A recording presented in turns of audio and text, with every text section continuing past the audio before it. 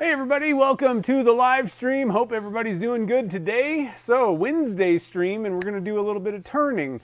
I'm going to attempt to make a lidded box. I haven't made one of these for a long time. I was actually, part of the reason I was late today is I was watching Carl Jacobson videos so I could get the steps down. I know they're not tough, but you know, there are steps that you need to do, and so I was like, let me make sure that I got this down. So let's keep our fingers crossed and hope that everything goes pretty good on this little lidded box. So let me switch camera views and I'll show you the blank. So we made a pine cone. These are faux pine cones, faux show in here that Stephen Daniel sent in. There's some white pine cones and some black ones. And we poured some metallic gold, Alumilite metallic gold, and we got a little bit of interference blue in there that kind of pops out here and there. There's a little area. And some starlight glitter. So I thought one of the things that happened on this pour, if you didn't see it, I kind of didn't do it exactly how I wanted. It didn't turn out, I didn't pour it the right way, how I had in my brain. So we got it a little bit thick with the gold, and it kind of obscures the view of the pine cones and all that stuff. And so one thing that kind of crossed my mind is if we can thin out the resin, you know, hollow it out basically, we should be able to kind of see in there a little bit more and see the stuff. So I thought a lidded box, I haven't done one for a while, and it should work pretty well for this, for what we want to accomplish with this blank. We're all pretty much ready to go. Let's see here. I'm going to stop real quick and see. There's a ton of people here already. I know I'm a little bit late today, so I'm not totally surprised, but anyway, let's see here. We got Doug is in the house, and Steve, Kim. I'm probably going to miss some of you guys. Sorry about that. I'll try and kind of call out as many people as I see. A lot of the what are they called? Like the little avatar things kind of look the same, so sorry about that. Let's see here. We got Sam and Simon. Who else? Hodgepodge is here. Nice. Lots of people. Who else? Mark. Did I see? Yeah, Mike McEwen's here. Exotic Tone. Jeff. Nice. Dominic's here. Cool. And Eric's here. Sweet. Who else? Did I miss anyone? Jim Conlon. And let's see. Pixie's here. Brad's here. Klondike's here. Andreas. All kinds of people. So welcome to the stream. I hope you guys are all, like I said, doing good today. Man, this week has been just nuts because it just seems like every day I'm in the middle. I don't know if you guys know or if this happens to you, but I'm kind of, you probably noticed I haven't really been posting on Facebook and Instagram lately either. I'm trying to figure some things out for upcoming projects. And I have to kind of focus my entire brain on that. So a lot of things, like I end up it seems like a lot of time gets wasted when you're planning stuff. And then you're like, oh, I got to get some work done. And then the day's over. And so same thing happened today, trying to plan and get things going. But let's get over to the lathe and we'll start making some shavings on this little pine cone blank. Should be pretty fun. Philip's here too. Look at that. Sweet. And Ricky and Will. Nice. Welcome to the stream. All right. So pine cone blank. It's a 4-inch. We poured this in a 4-inch PVC pipe.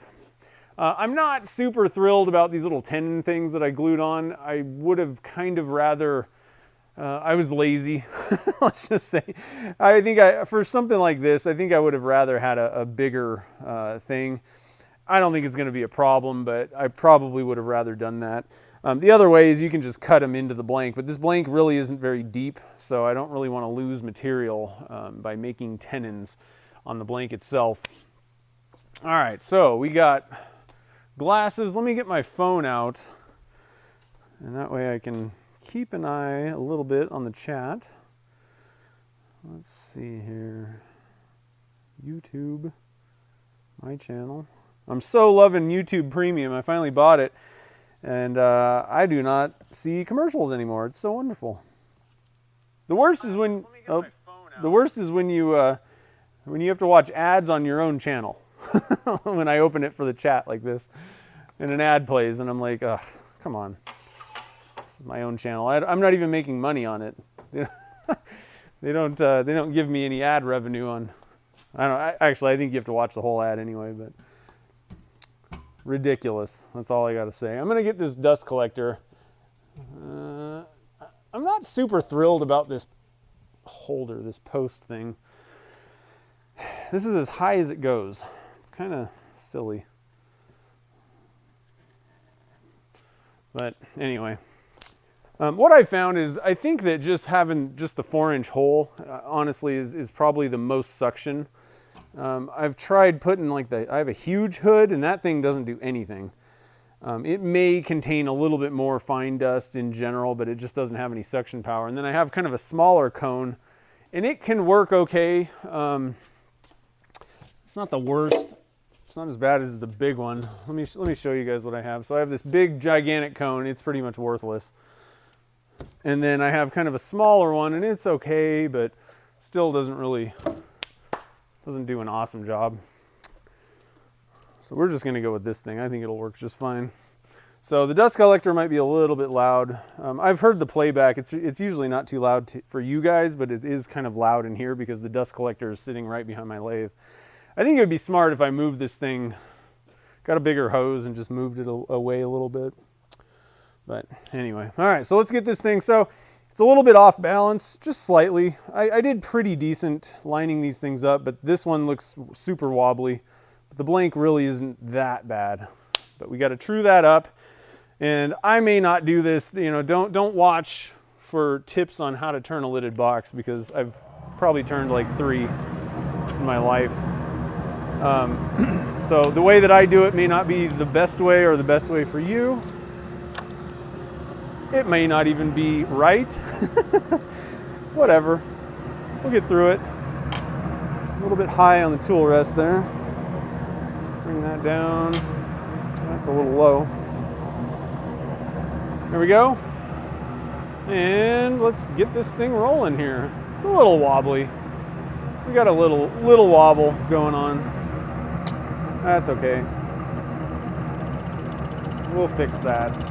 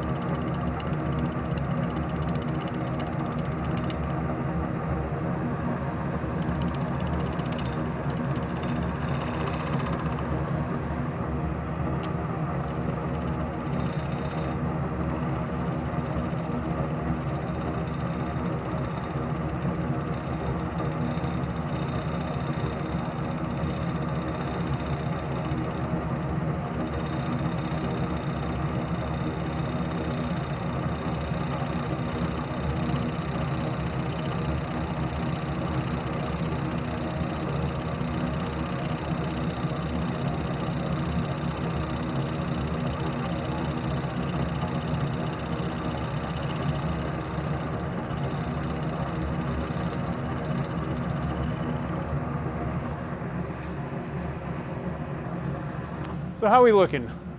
Is the video coming in okay? Yeah, it looks all right. Good. Just wanted to double check, make sure everything's going smooth here. Let's see where we're at here. We're not there yet, but got it about halfway.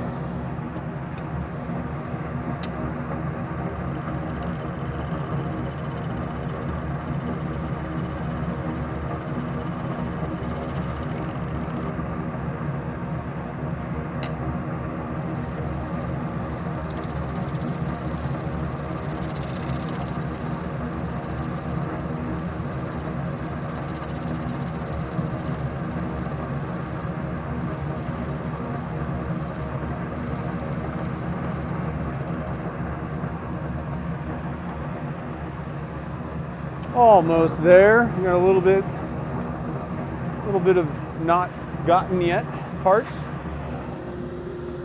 Looking good, sweet. Dave's here too. What's up, Dave? All right.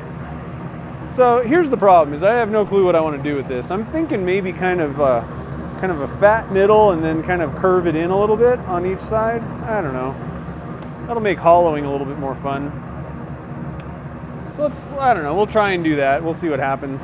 One thing that I was thinking about doing was making, I've seen people where they basically just kind of make like a jar, just pretty straight, and then kind of flatten it off, and then actually instead of having like this lid, it's like an inset lid. I was thinking about trying to do that, but I don't think I like that with just a clear piece here.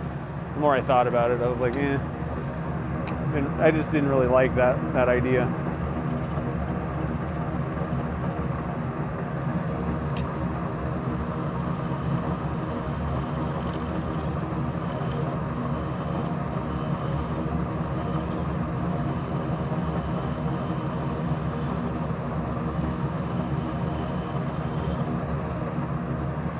So I'm just going to kind of round this guy over, like I said, kind of try and keep like a, I don't know, some sort of a base at the bottom, but kind of round this. This is going to be the bottom side.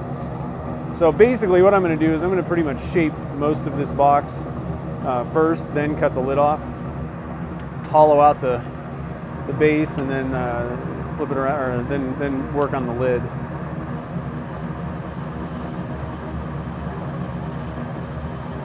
Just so you guys know the game plan. I think there's a billion different ways that you can do these boxes. One of the reasons that I'm kind of going the way that I'm going to do it, I have done a lidded box in the past and pretty much like finished and parted off the base first, then chucked up the lid, finished off the inside of that, and then I used it as a jam chuck. But the thing about that is I don't really like, it seems more solid to have the bigger piece be attached to a tenon to the lathe and then just put the lid on and finish everything off that way. So I'm going to kind of be flip-flopping around with how I do all this, but it just seemed like a smarter way to do things.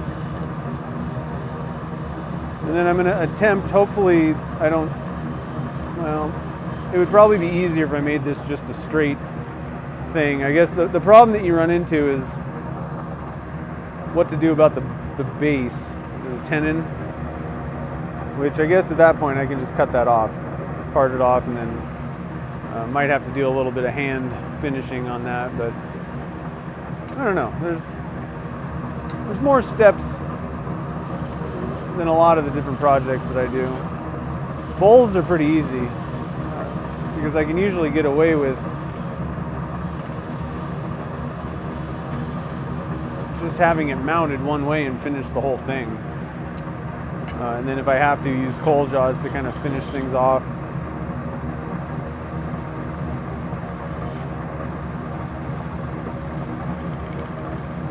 I think that's the hardest part of turning for the most part. I mean, I guess maybe technique with tools, like especially if you're using you know, certain tools, skew chisels and even bowl gouges. Like there's a little technique with the tools, but I think one of the hardest things is kind of figuring out all the work holding.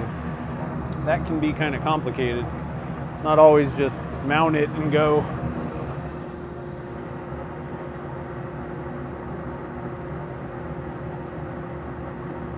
Doreen, how's it going?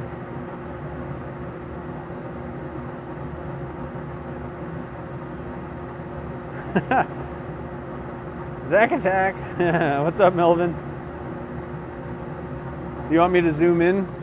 Would that be better? That is a good idea, isn't it? I could zoom in a little bit. Get you a little closer to the action, that close to the action feel. Oh, put the tool on the right side up.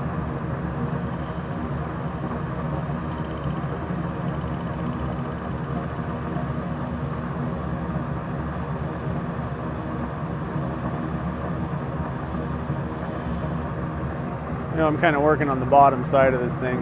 The problem is I can't really get the camera in behind this thing and get you guys a good view. And I don't really have room for the camera on my left side here, so I could boom arm in a little bit over if you wanted to see. Well, let's try that for a second, see what you guys think about this. I can kind of, my tripod kind of has a little extension arm thing. I'm gonna have to scoot you guys even closer here. That way you can kind of see what I'm doing with the tool here. A little bit better.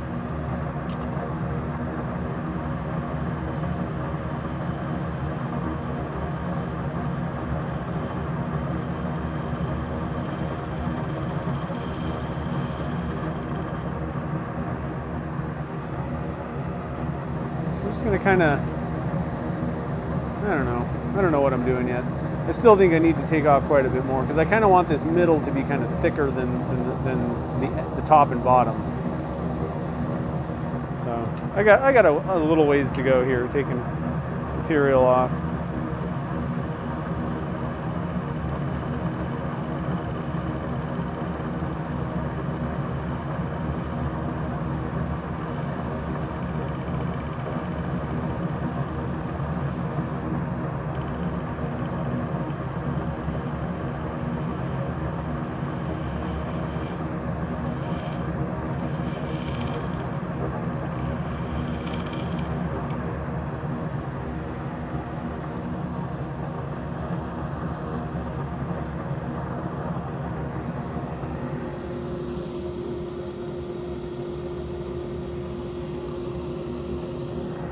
How about that for an overhead cam? That's not too bad, huh? Problem is, most people, I mean, I guess I could build some frame system, but my ceilings are like 18 feet high. It just doesn't really lend itself to kind of easily mounting things above me.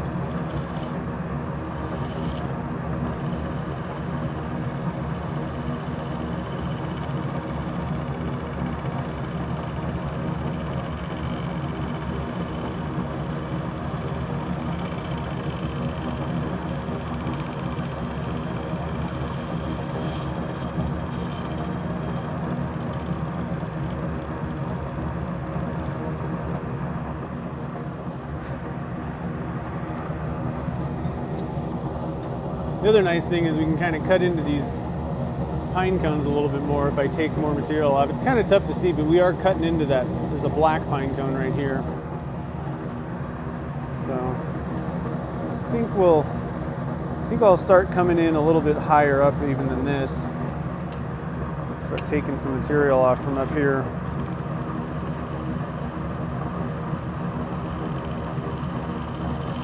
Kind of follow that curve.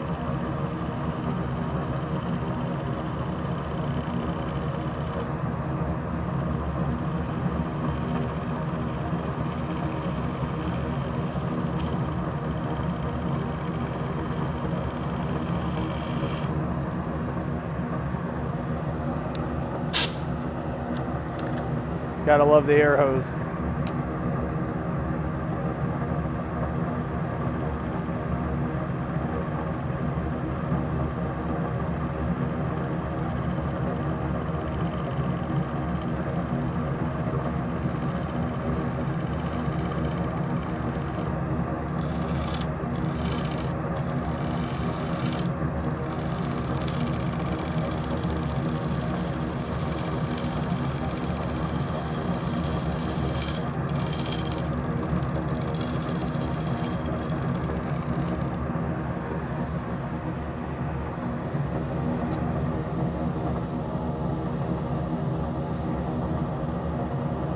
I kind of like this, I think. I don't think I want to cut too much further in. I want it to still have that a reasonable base, you know. But I do want to kind of have this little curvature to the box. I haven't done one of these like this yet. Most of them have been kind of somewhat straight, you know, straight-sided.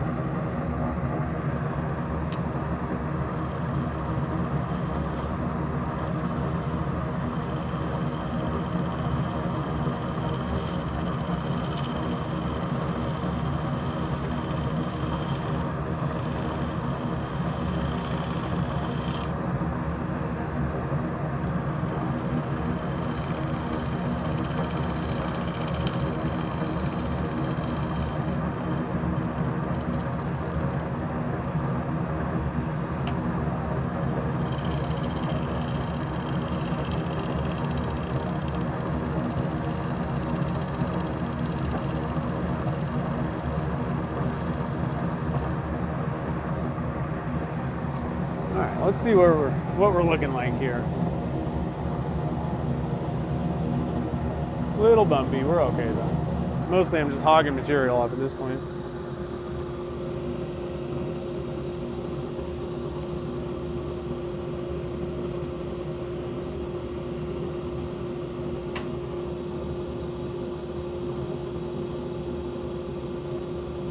You wouldn't trust the goblet with any wine, why not? Oh, come on. We can tape it. Put a little tape on the outside, it'll work. Whew, it's pretty warm in the shop, guys. Is it hot where you guys are too?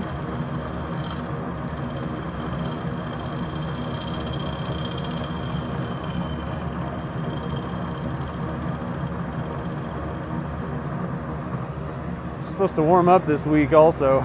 Not really looking forward to that much at all.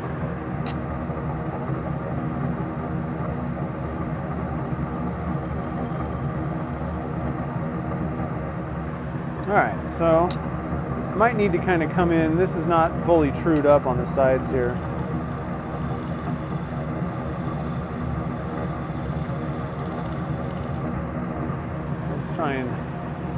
Try and do that. There we go.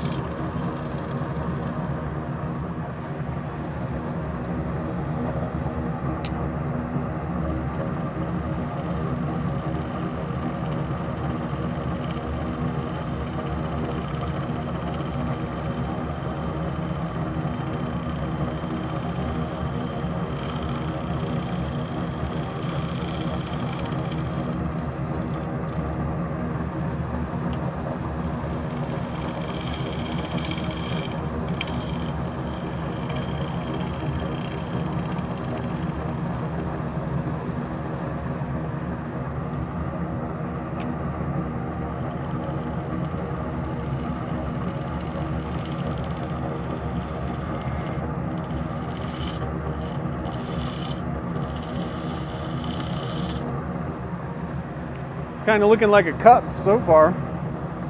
Worst case scenario, we can make a cup, even if the lid doesn't work out for me.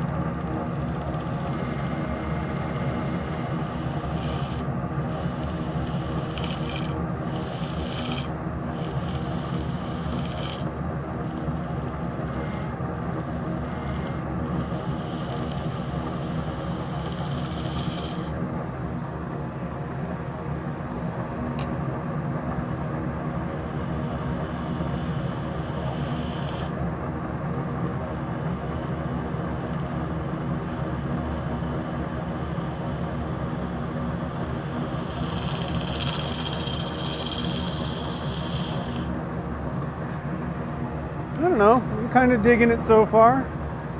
Still want to take a decent amount off on the top here. It's going to be kind of rounded, but it should be pretty fun to hollow this shape. Sometimes just straight cup things are kind of boring to hollow. A little bit more fun when you got some shaping to do in there.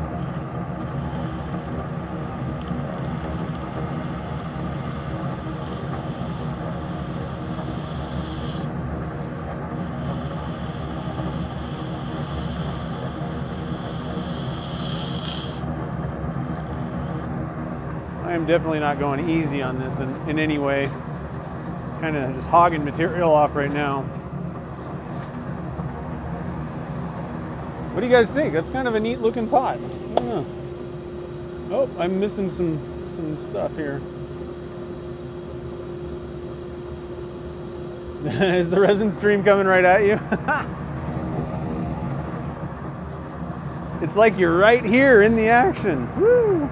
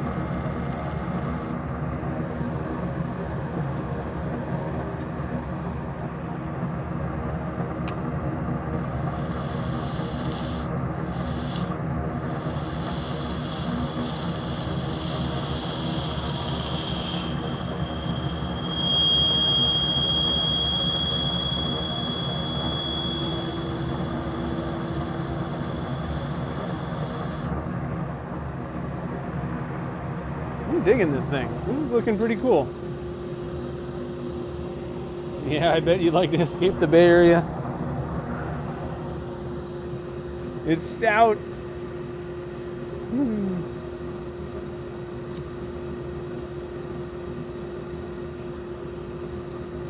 Yeah, I mean, I know, Doug. Thanks for pointing that out. I definitely. This thing's wobbling like crazy. Although that might be interesting to try and figure out how to make that work.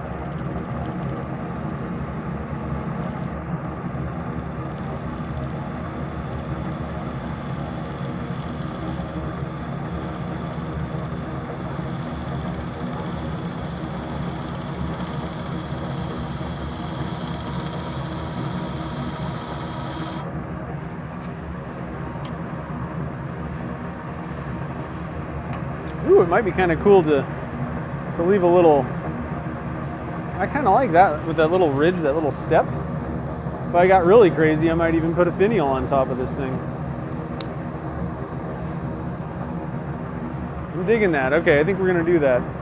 So we'll kind of, yeah. It looks like a vase, like one of those like Asian vase things from the Ming Dynasty.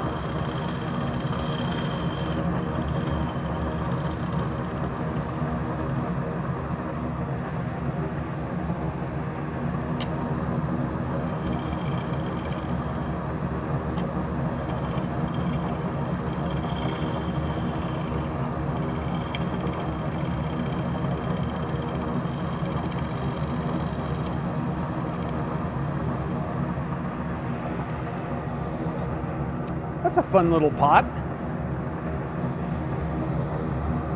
All right, so I'm trying to kind of get down. I'm looking down. Looks like we're kind of thick right here.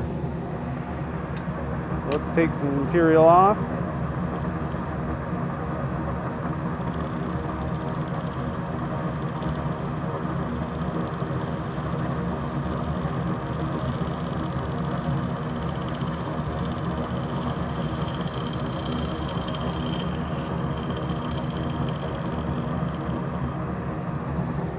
That's better.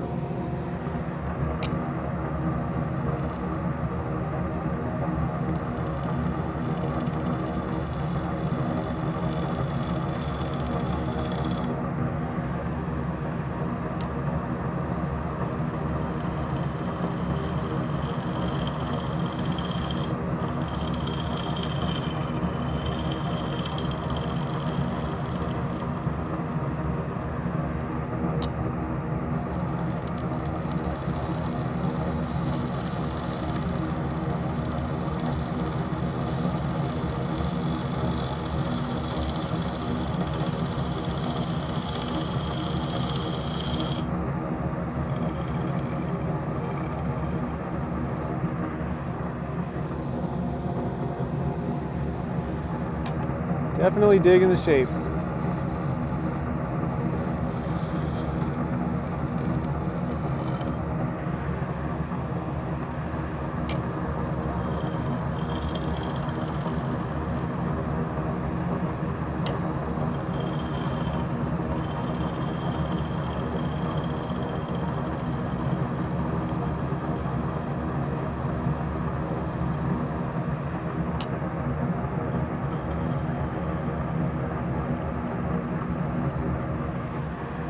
All right, so let's see here.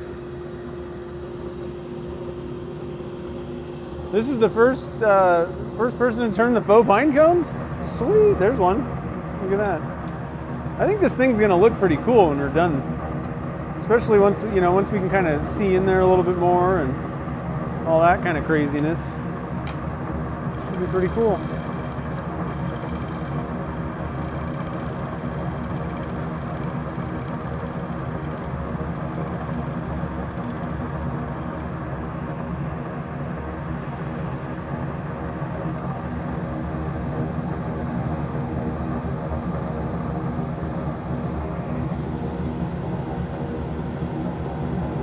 Bit of a void or something. I don't know what's going on exactly right there.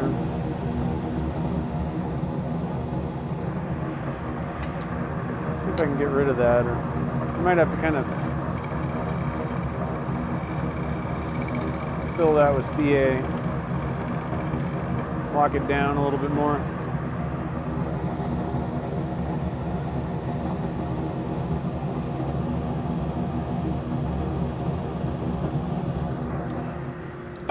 I got a little pick right here.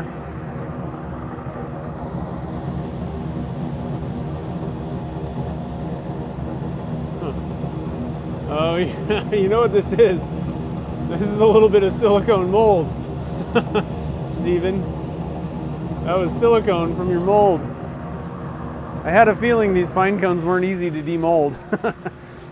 Let's see, I think I might have some black CA glue from Starbond. Let's see if I do. I did at one point. I do. Look at that. I'm gonna see if this will work. I don't even think I've opened it yet.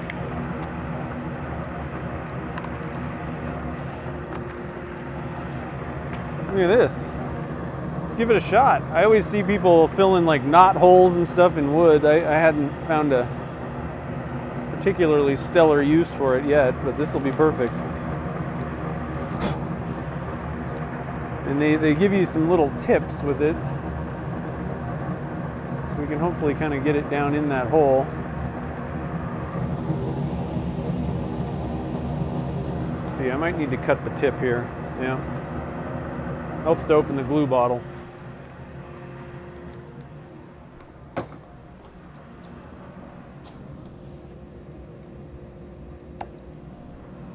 Did I get it? No. A little bit more. Oh. There we go. Oh yeah, there it comes. Oh man.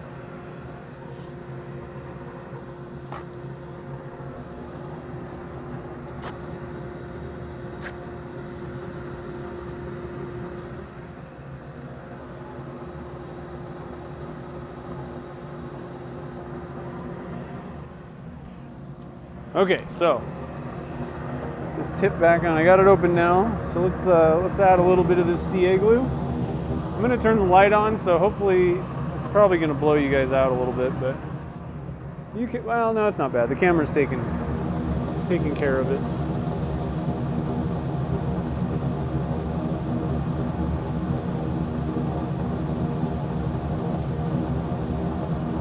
I don't want to add a whole lot. I just want to kind of do layers of this and then accelerator it. Epoxy probably would be a better way to go, but I don't really want to wait 5 minutes or longer.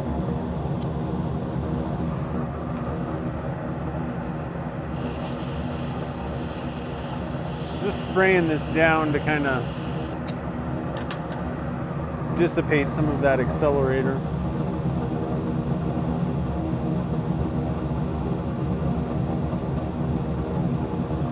A little bit more. Give it a spray.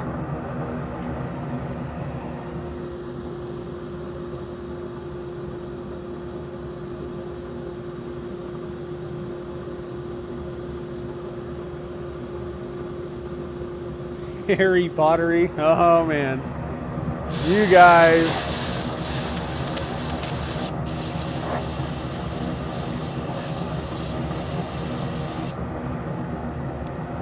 I don't know about you guys.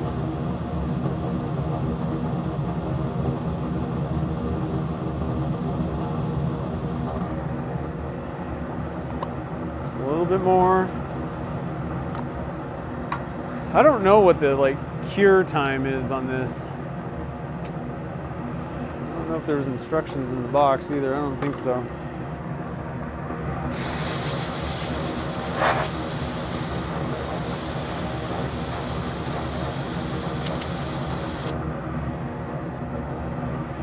I'm going to turn this air dust collector off because it's really annoying. Ah, I can think again.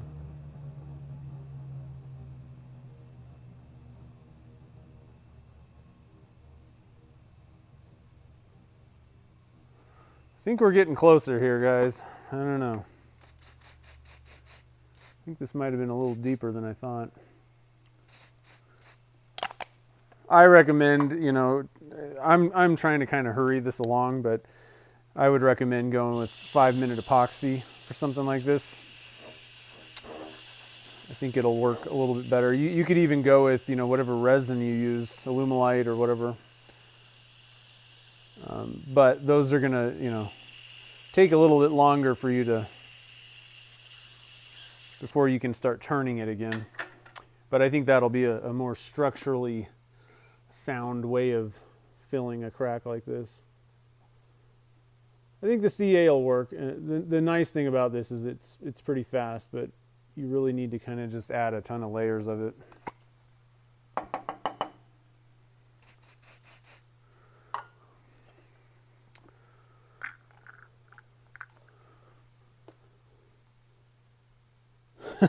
Yeah. Harry Potter. It does kind of look like I guess like pottery. You're right. That's what it kind of looks like.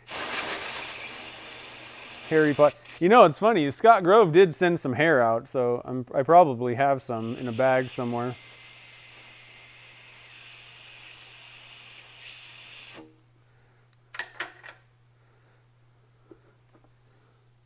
think we're getting there.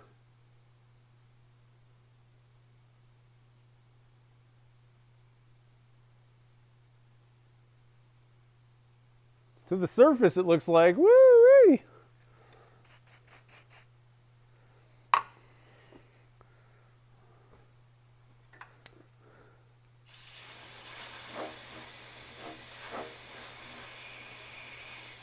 Now, like I said, I think that the better way to do this on a bigger hole like that or pit is probably going to be with 5-minute epoxy or something like that. But as you can see, if you're kind of in a pinch, kind of in a hurry, you know, this works. You need to make sure that you're not putting too much. You need to have a lot of small layers if you're going to use CA glue, because it really isn't like a gap filling type of thing typically.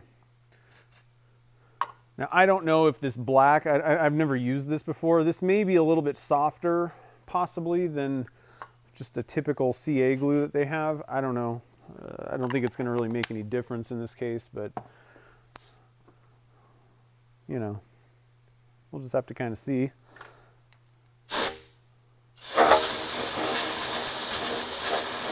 So I want it to be above the surface, and we still kind of have a little bit of a dip. So I'm going to add one more layer, and then I'm going to kind of stay away from this area for just a little bit. Try and let this cure a little bit more. And then I'm going to come back with the tool and just, you know, cut it flush.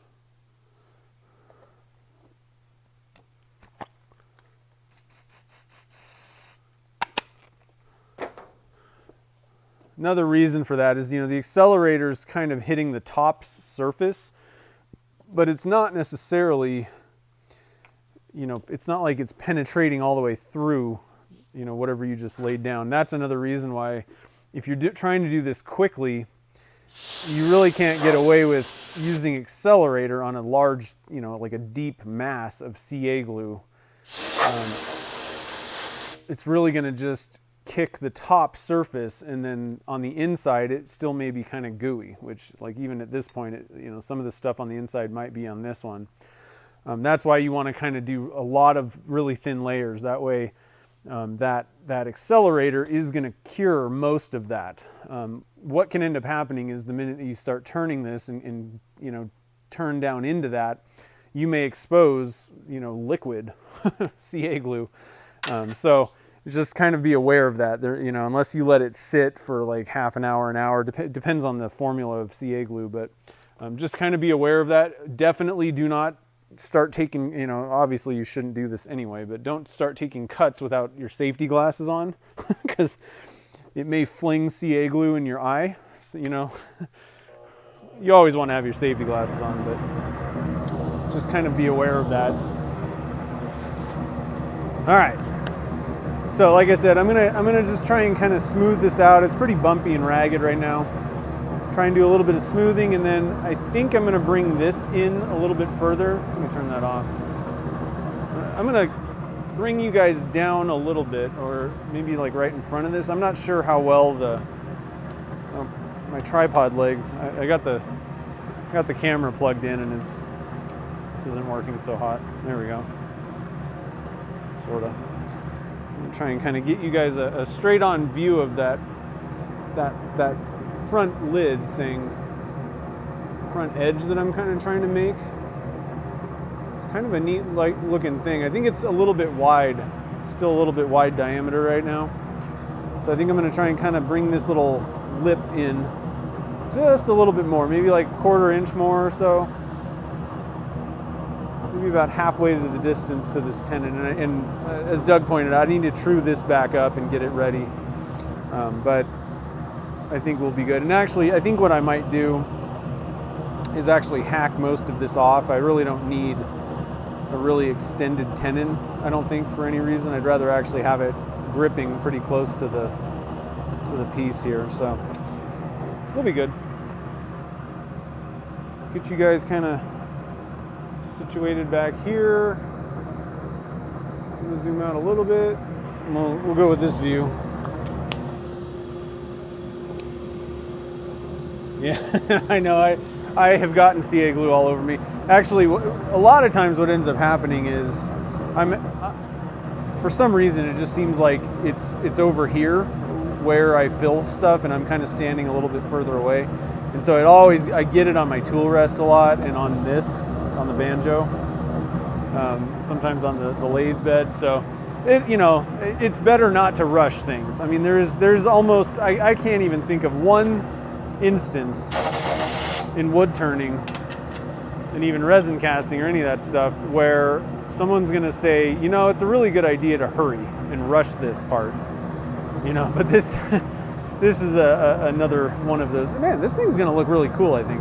Anyway, sorry, I just saw all these little pine cone doohickeys coming out, and I had to say something. All right, so don't rush it if you don't have to.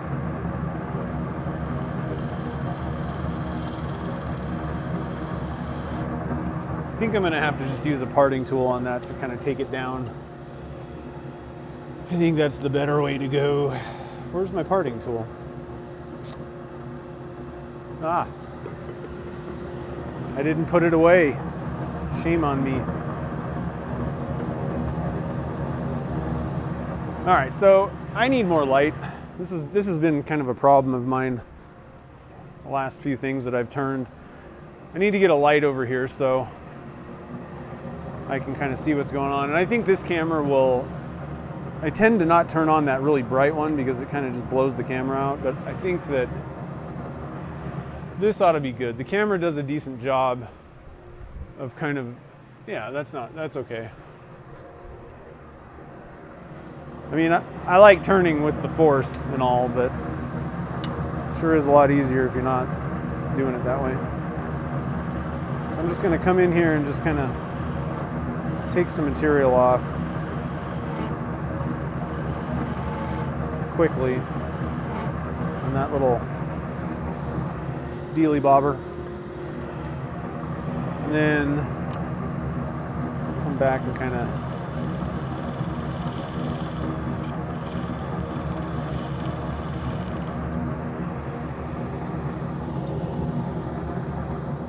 I don't like that sharp edge now. I'm going to kind of bring this edge in with the round cutter here and kind of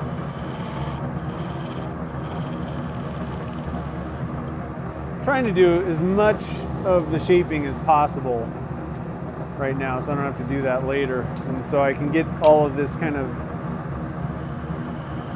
ready for sanding now and get most of the sanding even taken care of.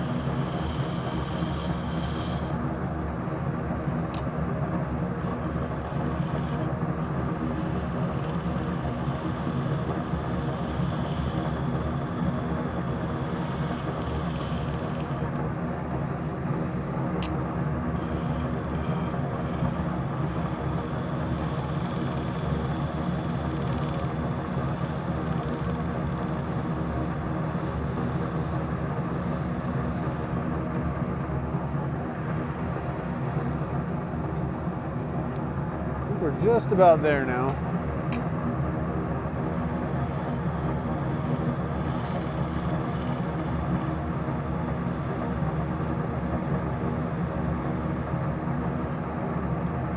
There we go. That's what I had in mind right there. Sweet. I'm telling you guys, if I actually get through this, I might be actually proud of this piece, like really proud. Because it's looking really cool so far. Not to say that I'm not usually proud of my stuff, but going into it, I was like, I don't know, we'll see if I can turn this lidded box.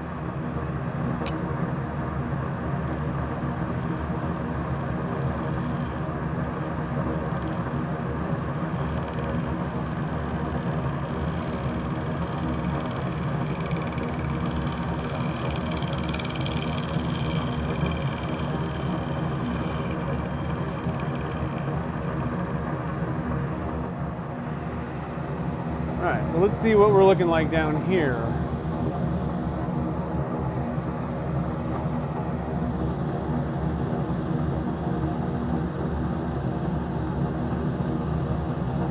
I think it's okay. Definitely filled it up. Might have had a few little kind of air bubbly things in there, I don't know. But I think overall, so far, I think I'm good with this shape. But it is still kind of lumpy. I don't like lumpy. So I think I'm gonna pull out the R2 cutter. A lot of times I can get a little bit better, kind of smoother shaping done with this thing. I still need to take care of that tenon. I know that, but first things first. Let's work on the shape of this and get this thing smoothed out.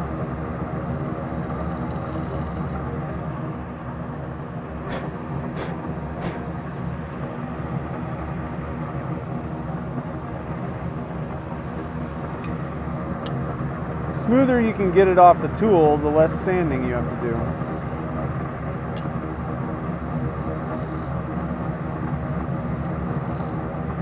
It's always a good idea. Take a little bit of extra time, even though sometimes I don't do that.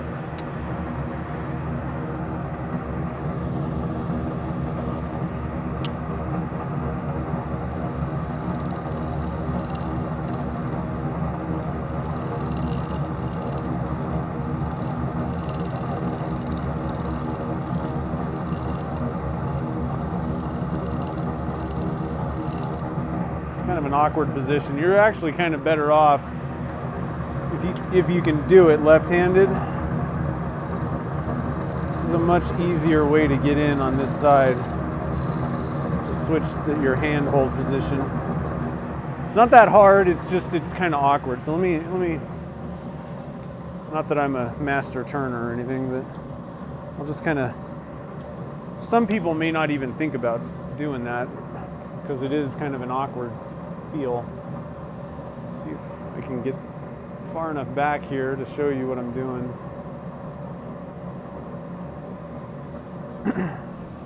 Most of you guys are probably better at turning than me, but so it's really difficult to get in. Let's see, I normally hold left hand on the front, right on the back, and it's really hard to get in on this side. You're kind of at an awkward angle. But if you just switch hands, it feels a little funny, but just kind of take your time. It's much easier to just kind of switch hands on that end. I'm a lot better at doing things on this end of things. When I'm turning spheres, this side is always harder for me to get that kind of spherical shape. So that's looking pretty good. I'm going to take a couple more kind of quick passes here.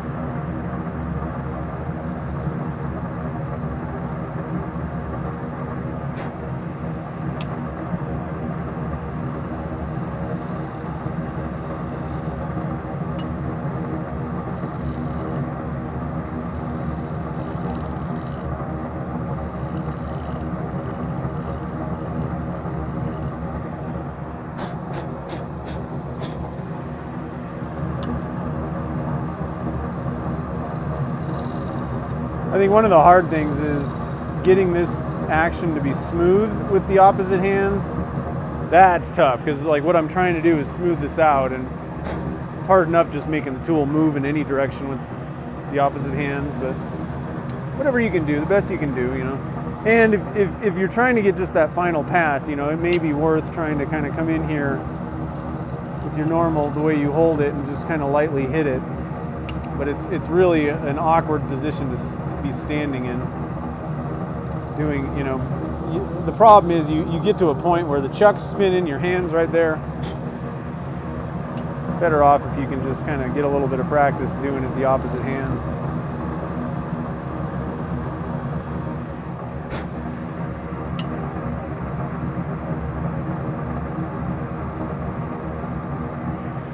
All right, so let's stop this thing.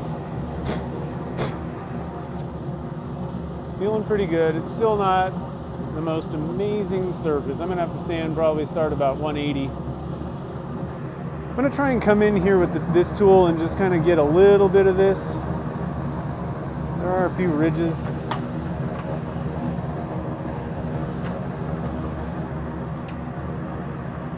Slide out of my way.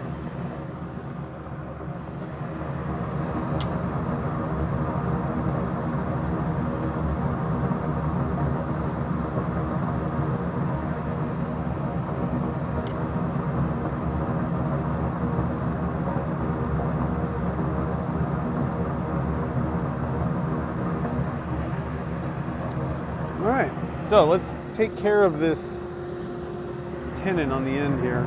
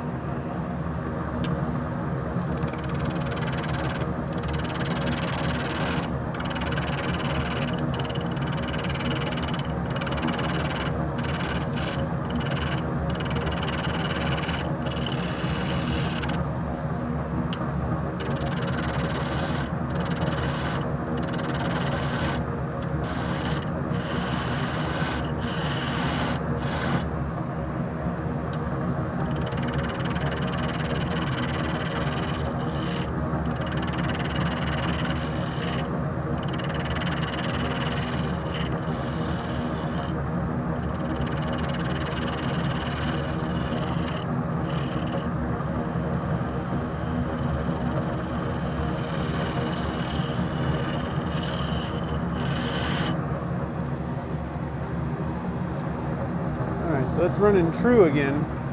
Now I'm going to part some of this off and put another thing in. Now I don't know what the diameter of this thing is. Let me look at my chuck jaws here. I got some pin jaws. I didn't really think about that. Let's see here. Yeah, that's not going to work too well. So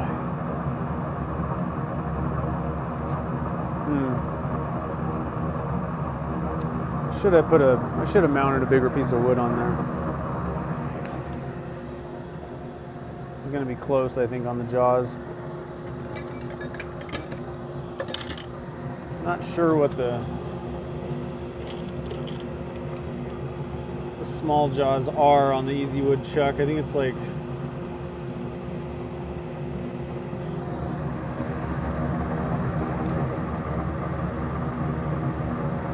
we're below that.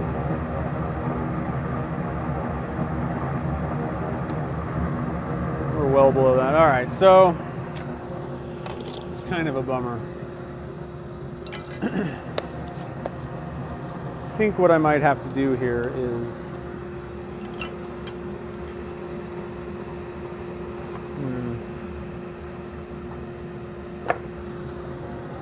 I think I'm gonna have to make a different one of these.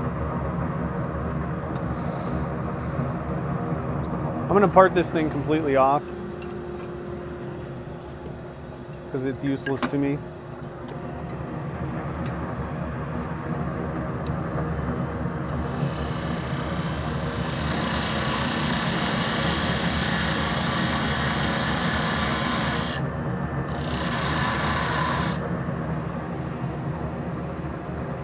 Wow. That thing needs to be sharpened.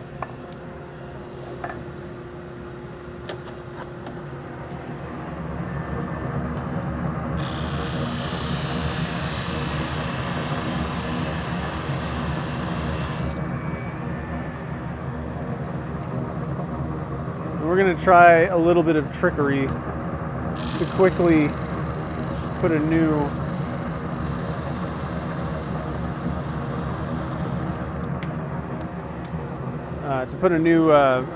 tenon thing on here. We're going to try using 5-minute epoxy, and I'm also going to add a little CA glue just to kind of hold it on quickly from the beginning. And I think it'll work. It's not what I recommend, again, but you know, I want to get things rolling here. I could use this as a tenon maybe, but I really don't want to. I want to keep that feature.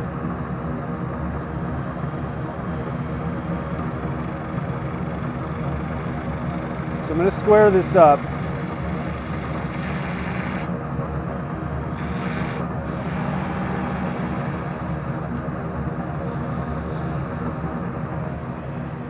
And then we're going to glue on another piece that I may have to turn. I may have something that'll work, but I'm not sure. Just make sure this is flat. Very flat. I'm going to scuff that up real quick.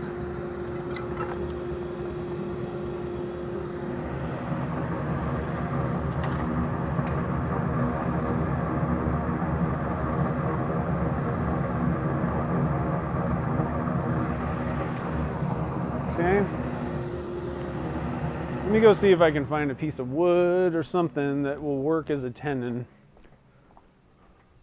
I usually have these little things kind of sort of prepared,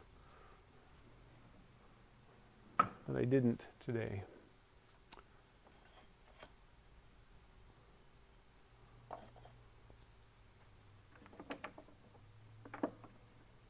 Ah, I knew I had more of these things. Okay. So I'm going to mix up a little 5-minute epoxy here. Don't think we're going to be getting this thing done today, so just to let you guys know. But I think we'll be able to get to the point where, you know, we'll probably get the base done for sure. All right, so I found a piece that'll actually work for this. Just need to 5-minute epoxy this stuff on and we'll be good to go.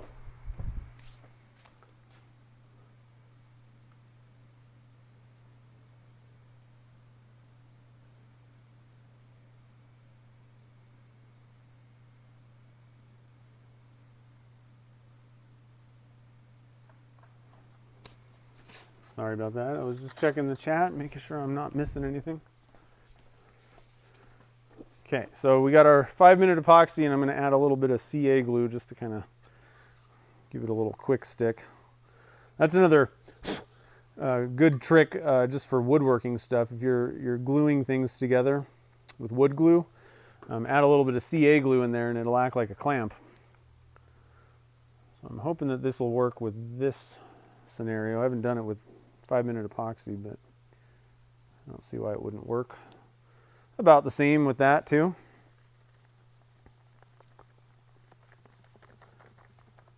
And at the beginning we're going to have it between centers anyway, so it's not like it's going anywhere.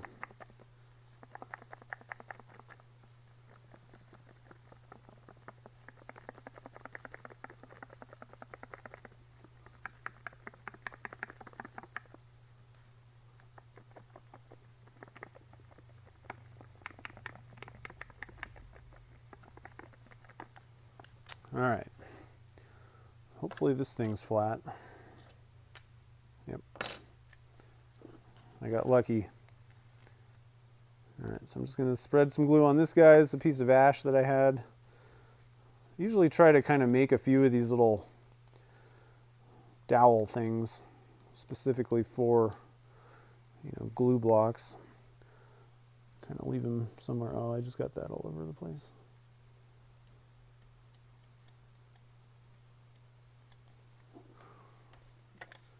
Okay. Back that out.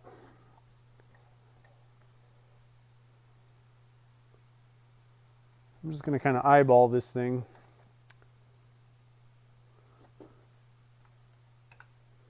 That's not too bad.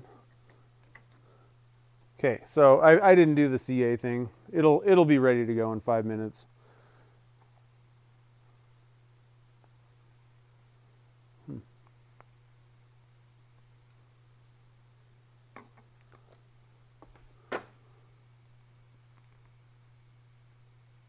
The lid for my epoxy will not stick. Okay, so while that is doing what it's doing, I'm going to take one quick little pass with the round cutter and try and kind of smooth some of these edges out. I think the body of it is fine. There's some bumps on this edge here, and then I want to try and kind of clean this little transition thing. There's also kind of a line, so I need to take more material off there. So we're good to go.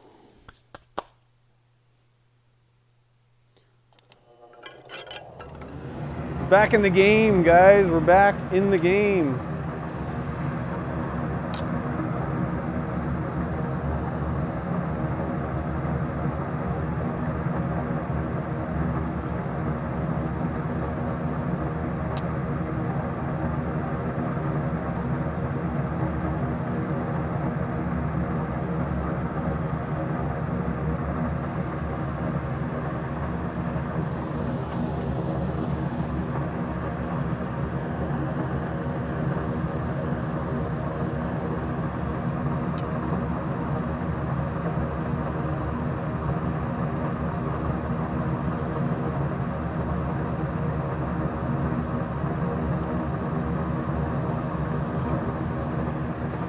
Feels a little off balance now, unfortunately.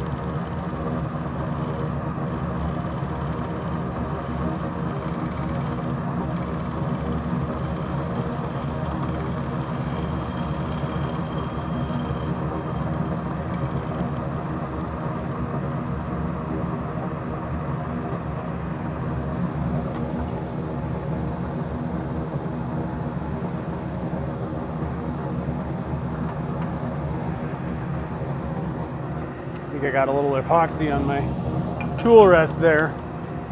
That's no fun. Take care of that right now. So let's see, what's the chat up to?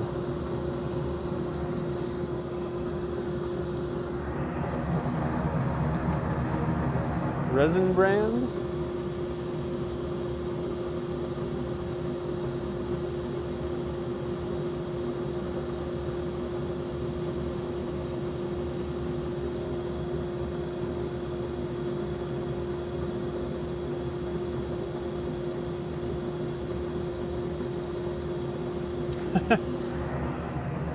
Yeah, you gotta watch out for that 5-minute epoxy. The same thing with the CA glue, you know. It'll get you. It'll get you if you're not paying attention.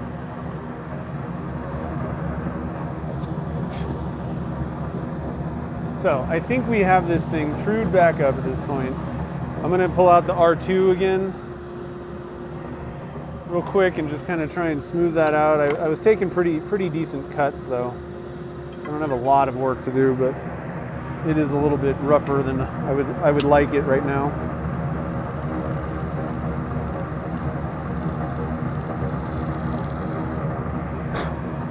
Feels like I just did this.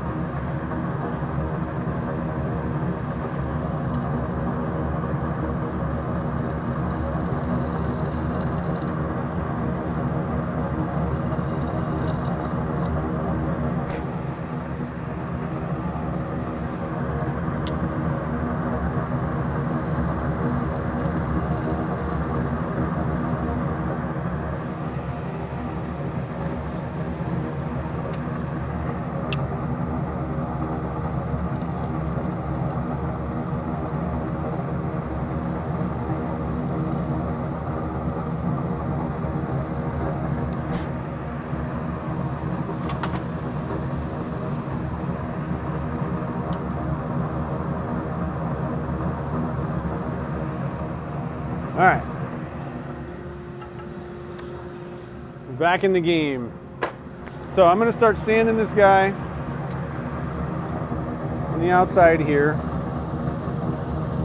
And then it'll be time to part off the lid. And we'll keep on going.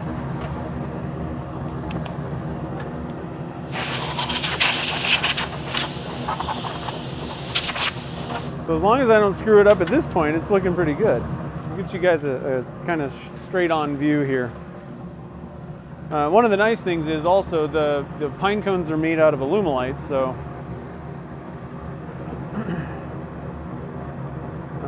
I can just wet sand the whole thing without even having to worry about it. I'm kind of digging that. It's looking pretty cool.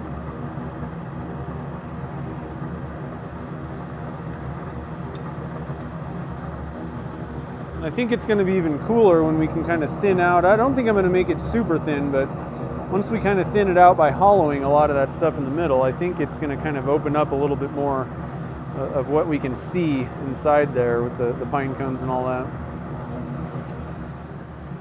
Super cool though.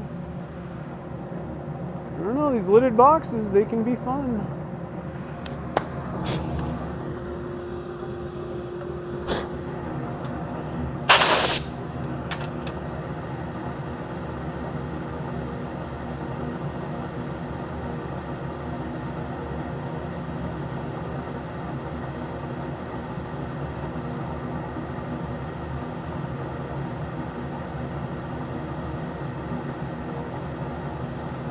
Yeah, the CI5 is awesome. I really, so it's the #1 hollower with the CI5 cutter. I always watched Carl always said this was his favorite tool. And I was like, I don't know about that. I don't understand. It's the smallest cutter, but man. Oh yeah, so CI5. Did I think I said that wrong. CI2R2. Maybe that's what you're talking about. I'm sorry, I think I misspoke. The #1 hollower has the CI5. It's the smallest round. And then this one is the CI2R2. Sorry, I got all confused about that. But this is a pretty nice one to kind of smooth things out. That slight radius. Realistically, I probably could have been using that to shape this thing. probably, I don't know. Some days I just like to play around and do whatever, but. All right, so we got a little bit of 180 grit here. I'm gonna actually switch it to reverse mode, slow it down. Yeah, I'm gonna need to start. I didn't really get that super smooth, so we're gonna start at 120 grit, even though I don't really want to, but it's gonna go a lot faster. Realistically, I should probably just take another few passes with the tool.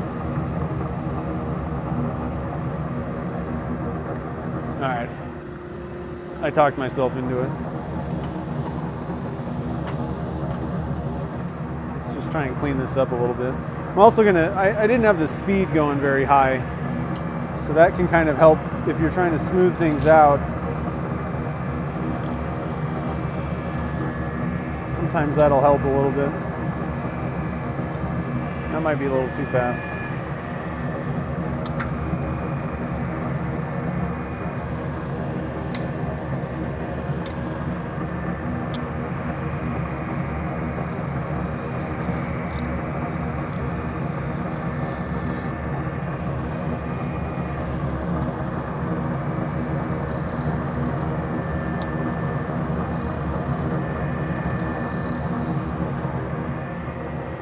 Oh, ha! Idiot.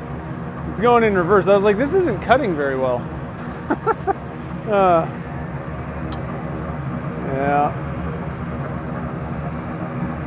There we go. That's cutting a lot better.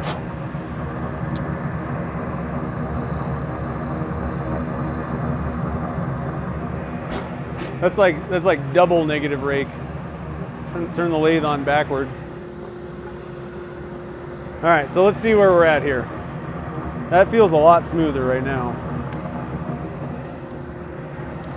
Slow it down and let's see if we can get away with 180.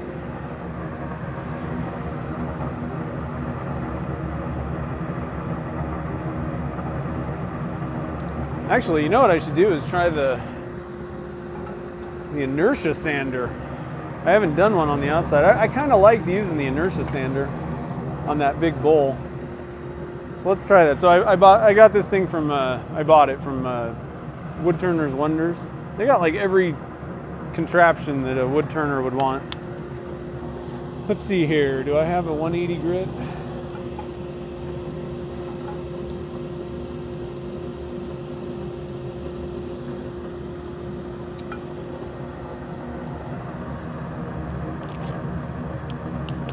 Let's see if I can get this to work. I haven't done the outsides of something yet.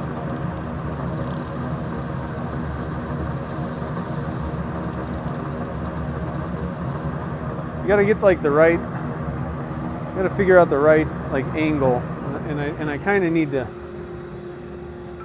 adjust the thing because it's not really working for me. Where's my?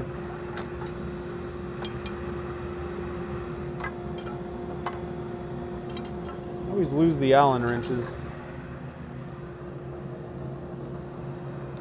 There we go. So it's adjustable, and I'm just going to kind of adjust these links a little bit to make it work a little bit easier. I'm still trying to kind of learn the ropes with this thing, though.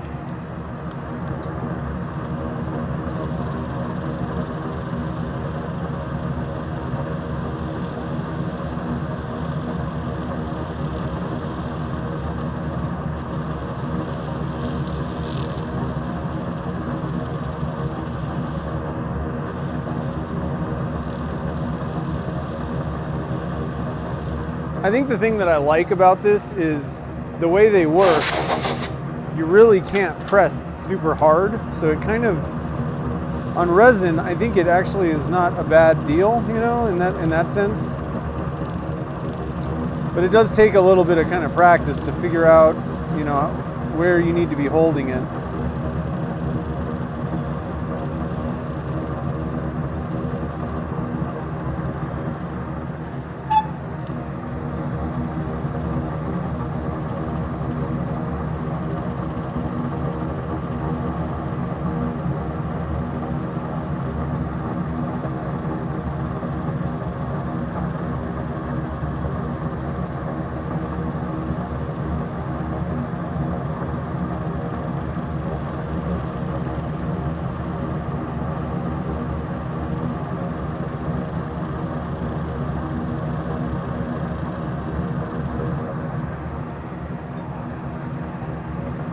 pretty even.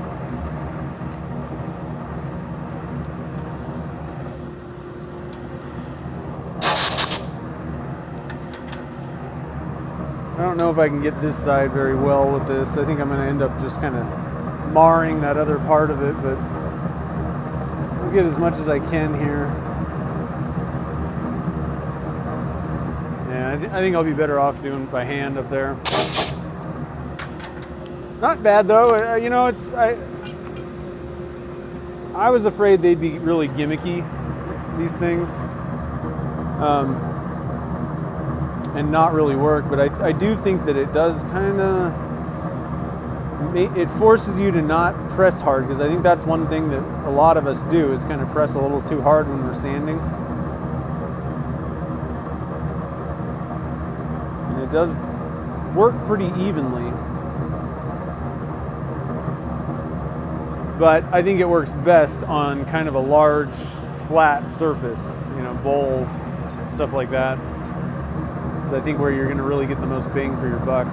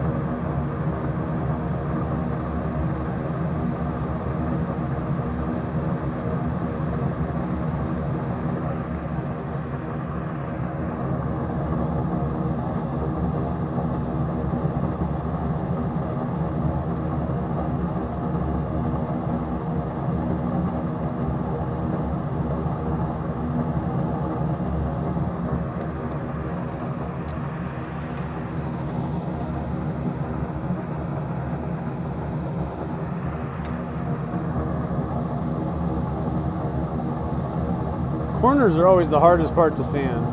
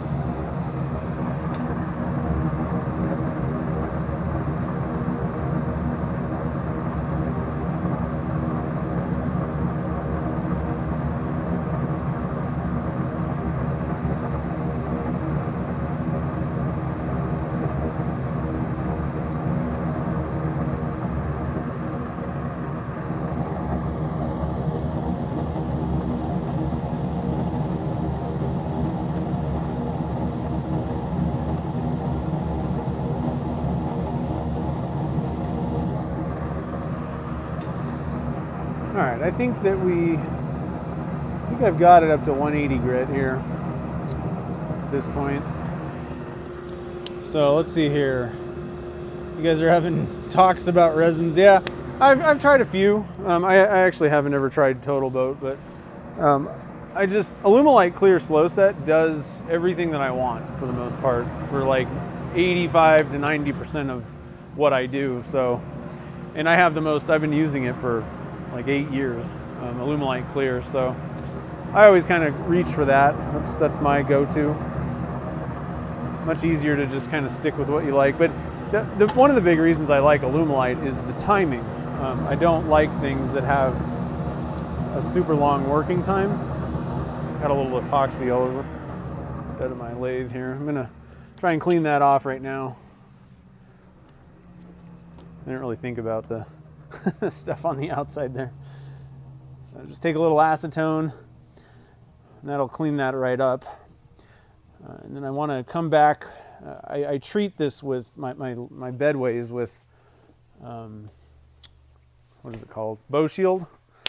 So anytime I do something like that where I hit it with acetone, I always come back and put a little bit more bow shield on just so I don't get any rust areas. I usually don't have to worry too much about rust. I know that you guys have seen that I have had some rust-like issues, but it's actually been acid. It's just really not humid enough in Nevada. So I just sprayed a little bow shield. This is some good stuff for cast irons. It kind of protects, lubricates a little bit. I've been using this stuff on all my machines for years. It does a pretty good job. It doesn't protect against acid, I've found out though. And the way that you really properly treat stuff, if you're gonna, let's say you got a brand new tool or something like that, what you do is you spray a coat of this stuff on, leave it overnight, and then wipe it off, and that way it sinks into the pores of the metal. So it's a good thing, especially for folks that are in pretty humid areas. I think it's a good way to go. It might help out if you haven't tried it and you have rust problems.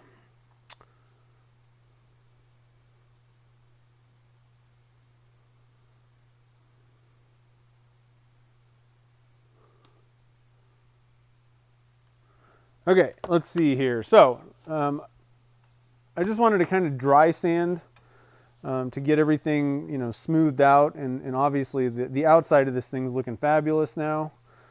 Like I said, let me get you guys in here. I'm quite happy with that sanding pad. And one thing that I haven't, I guess, tried, so that thing's spinning. It's in the inertia sander.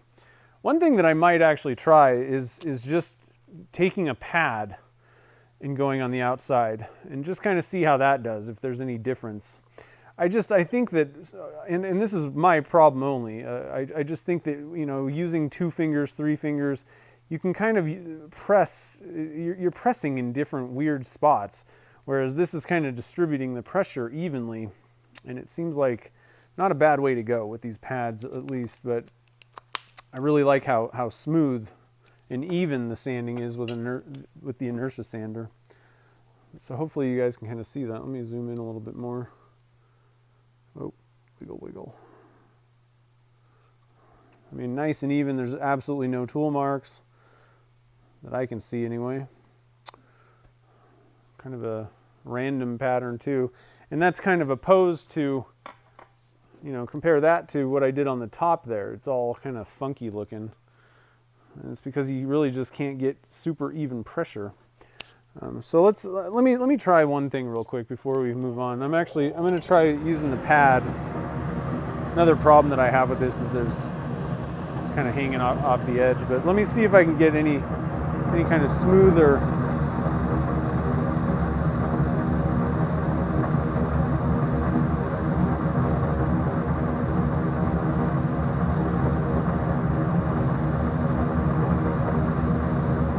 By just backing it up with a pad, it's a little better. I don't know. Sanding's tough. It's time consuming, and there is a little bit of technique to it that sometimes works, sometimes doesn't. That actually does seem a little bit better. But I think we'll move on. I think we've gotten it sanded to 180. It's just kind of it's hard to get in there. So let's switch up to the wet sanding now.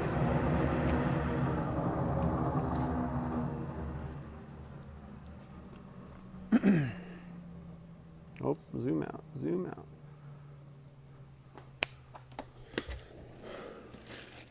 Let me get the wet sanding set up. I always put something down over the bed.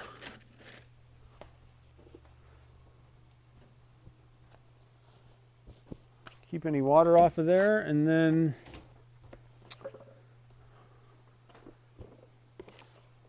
like that. So we did 180, we're going to go up to 220. I'm going to go with the silicon carbide paper again.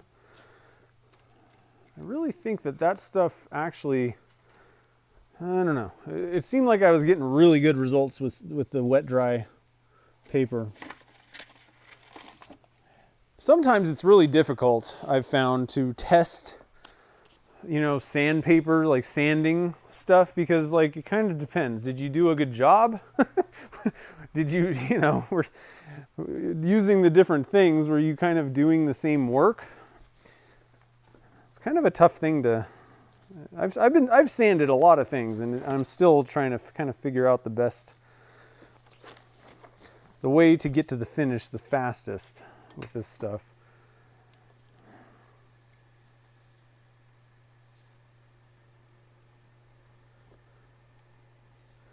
All right, so we got that nice and wet. I don't know if the inertia sander, how that will do with wet sanding. I haven't done it yet. I haven't done it partly because I have a feeling it's just going to create a mess. It's going to spin water everywhere. I don't know. Has anybody ever wet sanded with an inertia sander?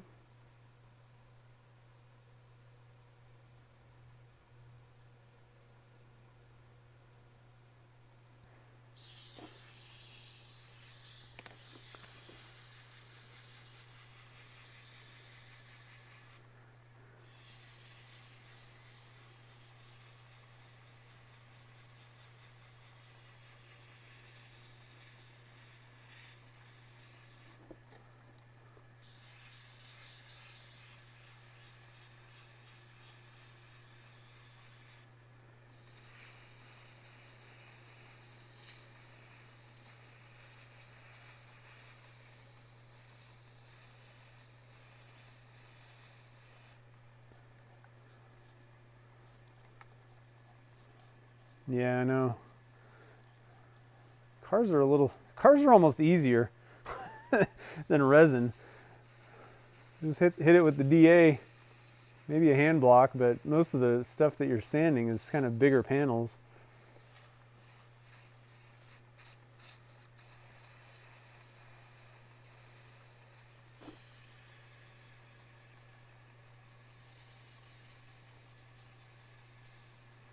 Yeah, it's not an inertial type thing.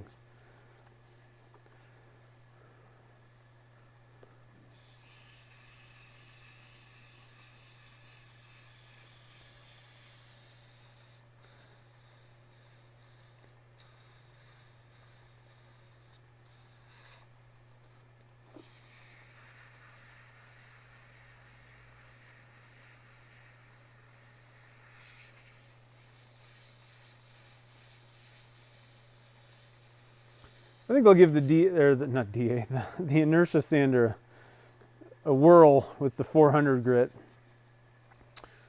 Why not?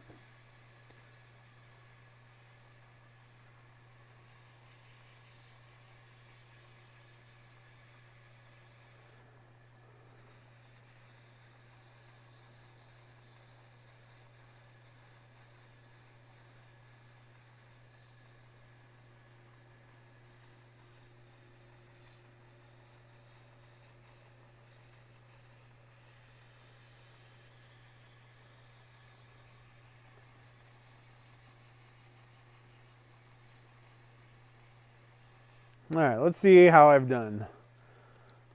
Trying not to rush things. Remember I told you guys, there's usually, nobody ever says, oh, you know, it'd be a really good idea to rush this part. Definitely not on the sanding, even though I do it sometimes. I just feel bad on live streams because you guys are like, I don't know if you care that much, but sanding's not the most fun thing for me. Can't imagine it's awesome watching it done live. But the truth is, if you don't do it, if you don't put the proper amount of time in, then you don't get good results. So there you have it. So it's looking pretty good, I think.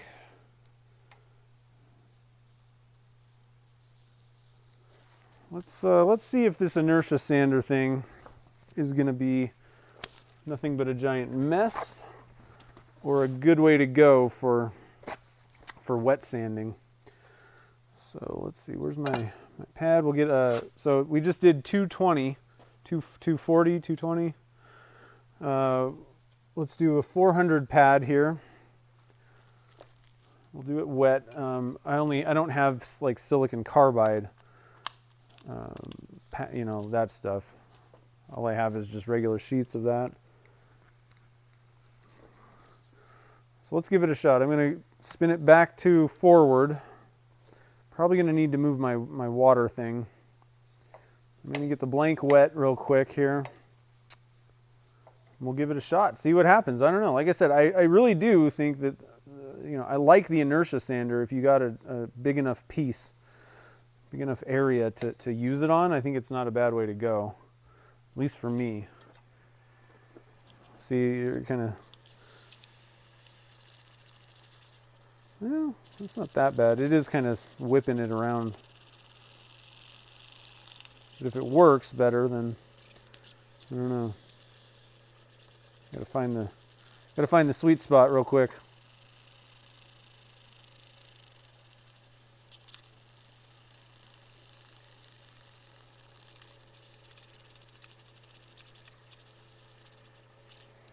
There's like a sweet spot that once you find that, then it's just a matter of kind of rolling it around.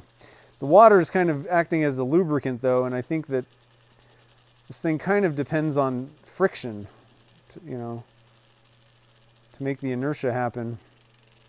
Oh, that's not that. There we go. I don't know. Yeah, it's kind of drying out really quick. You could probably get away with dry sanding up to like 600. I know I see a lot of other people do that, and it works just fine. That actually didn't do too bad. But I think the inertia sander is best used dry. And if you want a wet sand, you're probably better off just pulling out, you know, whatever kind of paper. So let's find us some 400 grit.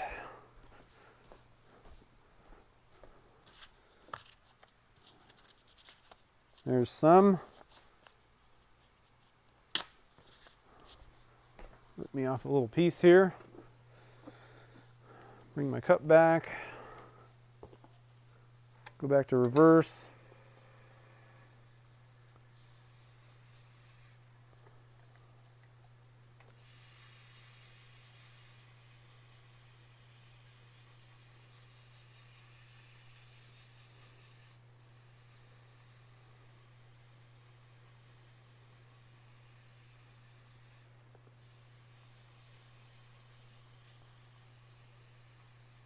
Tilted a bit.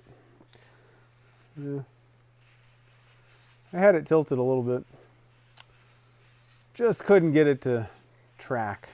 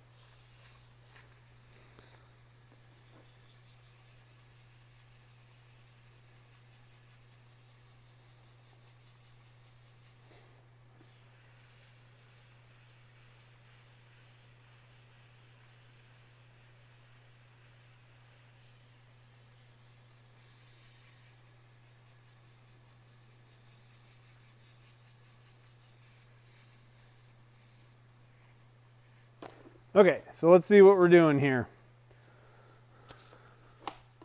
I can kind of finish up some of the sanding at the end too, but I want to kind of get through a decent amount of it while the whole thing's between centers and ready to go. I need to establish a tenon on that. That's probably something that I should do now before I forget, before I part off the lid. But I think I want to get this thing up to at least 600 or 1,000 grit. Can't tell.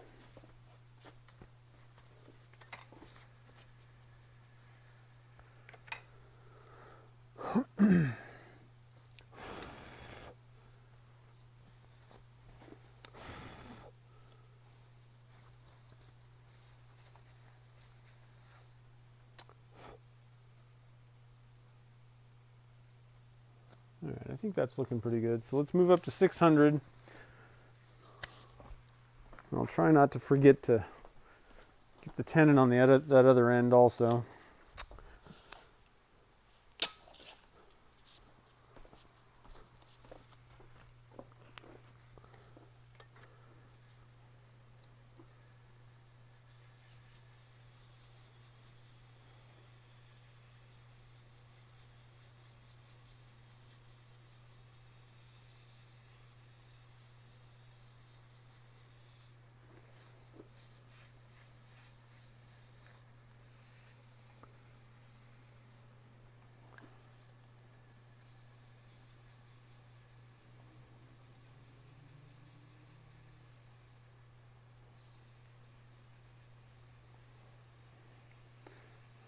Man, you guys are lively tonight talking about all kinds of good stuff.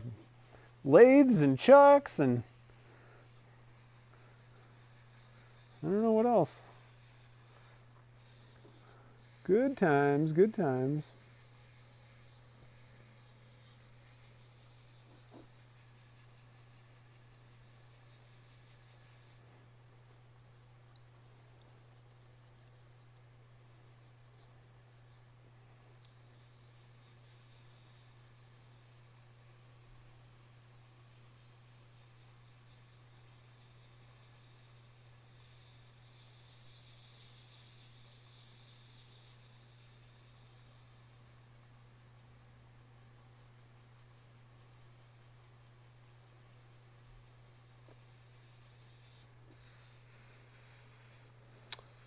Trying to make sure that I do a good job this time, so I'm giving each grit its due. So we're at 600 now. I think I'll hit it with 1,000 grit, and then we'll true up the tenon and move on here. Get this lid parted off and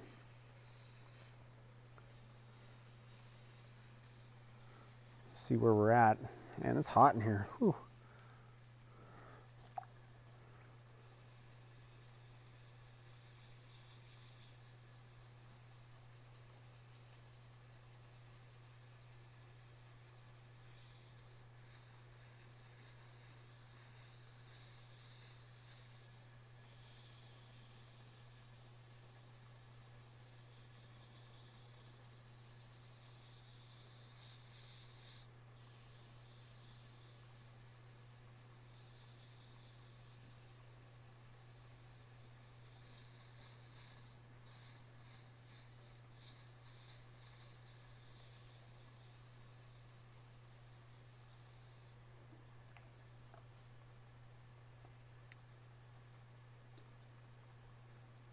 Yeah, it works on the easy chuck.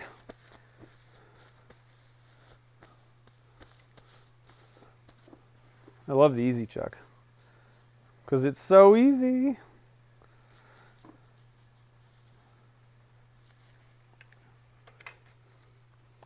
Man,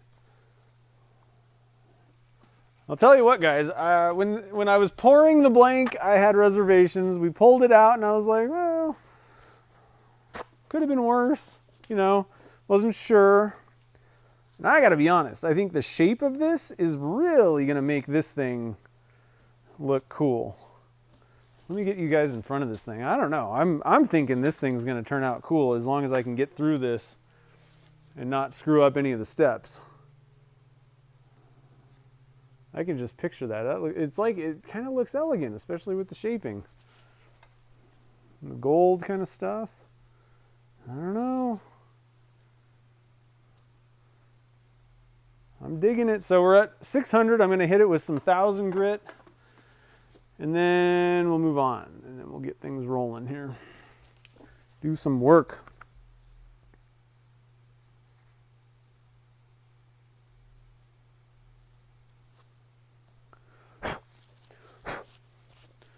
Let me go find some 1000 grit.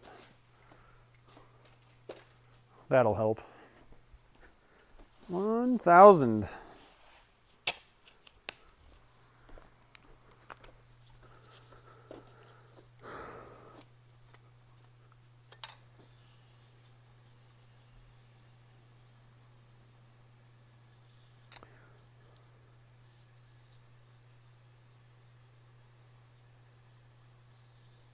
Yeah, it definitely needs a finial. I think I have some ebony, actually, that might work well. I have some cocobolo. I don't think this is one of those where dye stabilized wood is really going to be awesome. I think it needs to be kind of a dark and an elegant kind of wood.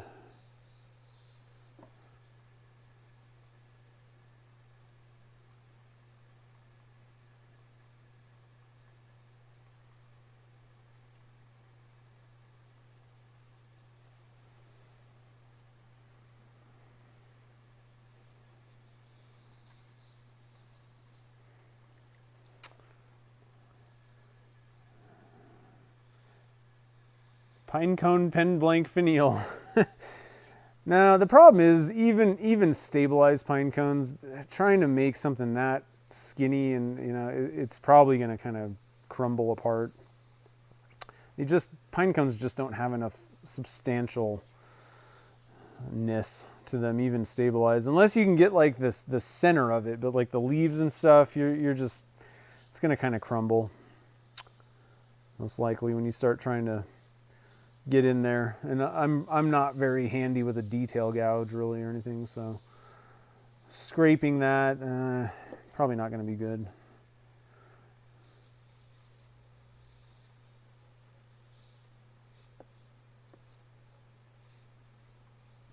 I think a nice piece of wood will look pretty good.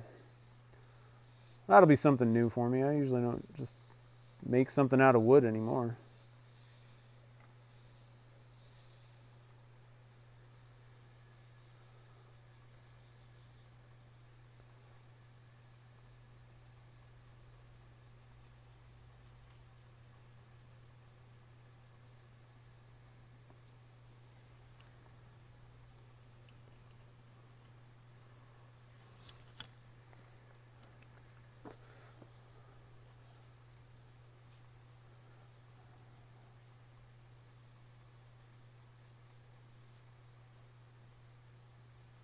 Kevin likes the interference colors.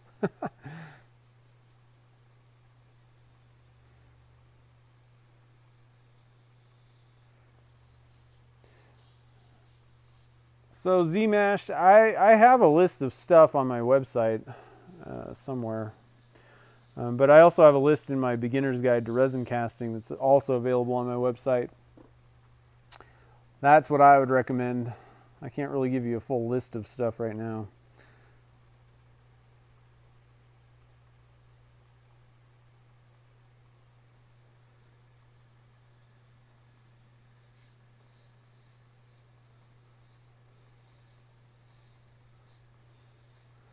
But I think the basics, you just need resin, cups, stir stick, colorant, mold,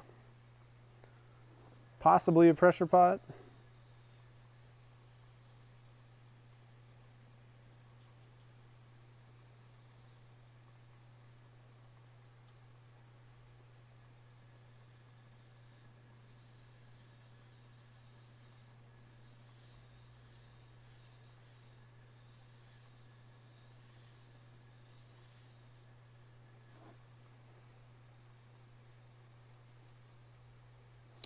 All right, so I have 1000 gritted that to death. I think it should be good. Let's see how we're looking here. Oh yeah. That's looking pretty good. Actually, I'm going to bring you guys in. So we've got it, once you get it to 1000 grit, if you just add a little bit of water to the top, you can really kind of see what the thing's going to like really look like. So, and I mean, already it looks, you know, pretty good, but it's starting to dry off and kind of haze up a little bit. So let's just get this thing wet again. I mean, that's going to be pretty wicked, I think. Look at that.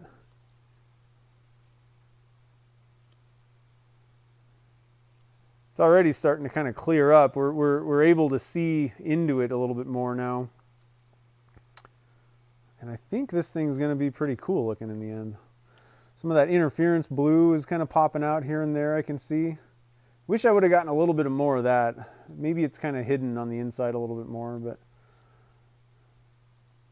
probably overdid it a little bit with the gold, but it adds, it's a good tone. It's looking pretty good. So let me dry this off. I'm going to take a look at it. I think that I gave it a long enough. I sanded that thing for a long time with 1000 grit. So I'm going to turn my light on here. Take a peek, make sure I'm not missing anything.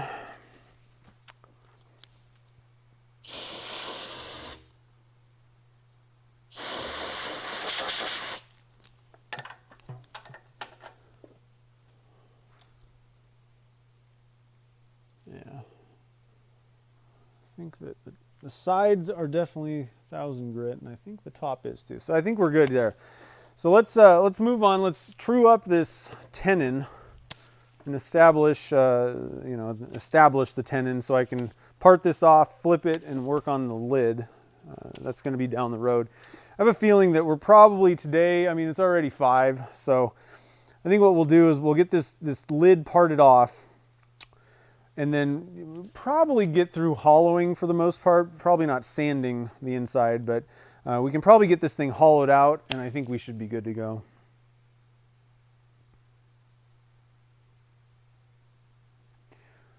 Yeah, Nicholas, I think we cast this on Friday, last Friday. I think it was part of the more faux fun, or whatever I called it, more goodies. More faux goodies. Faux show. Let's get a smaller tool rest so we can get in there a little bit easier.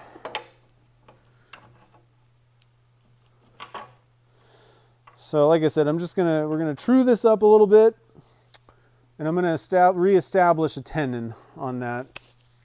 And I think we should be good. I think that's thick enough. Let me just double check.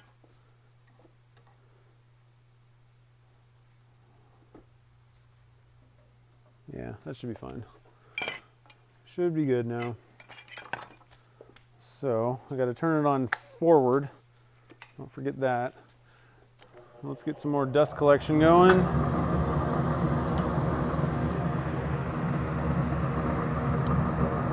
I don't really need my gloves on anymore.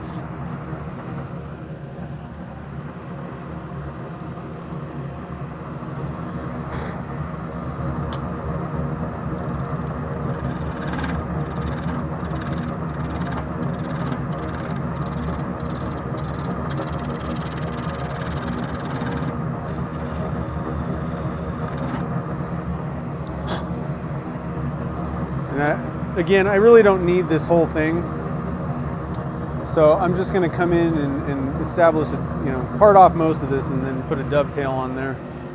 We should be good. I think we'll actually use the front of this thing. Let's see here. So how does that, yeah. I got to think about this here.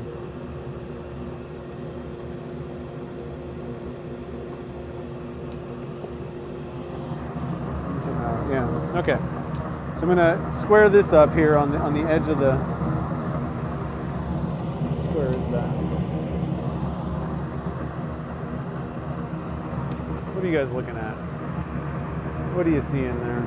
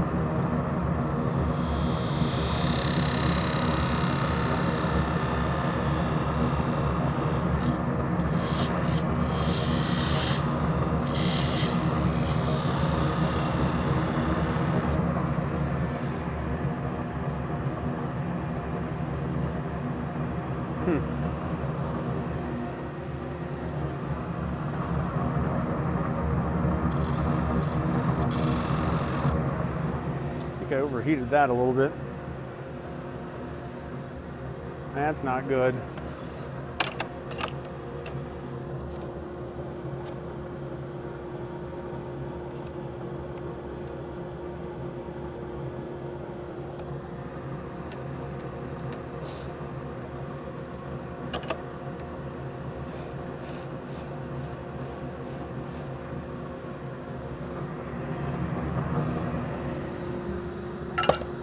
My thin kerf parting tool thing that I made. That'll work a little bit better, I think.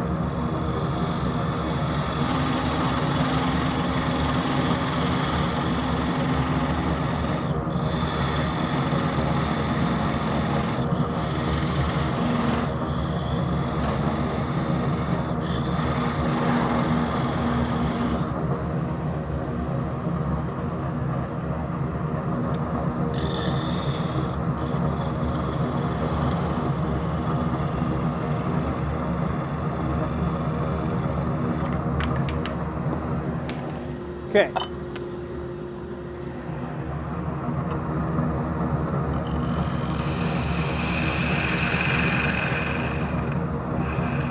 Just to make it look pretty. And then we'll come in and a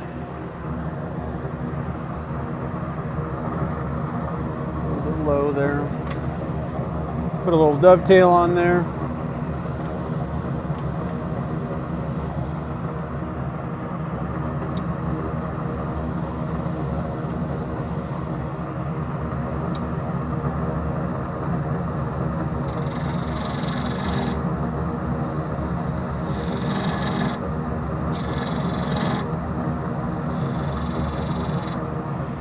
All right,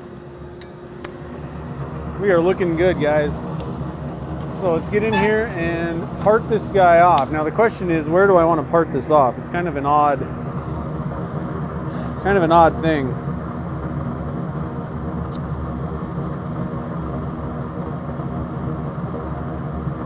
I'm thinking like right there. I don't know.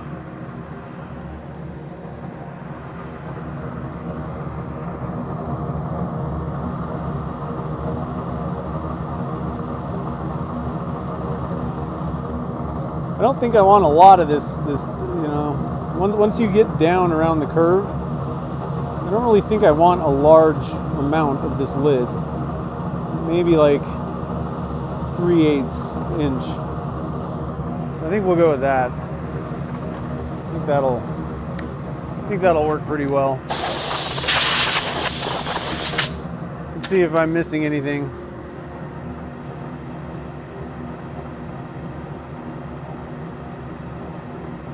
I don't think so.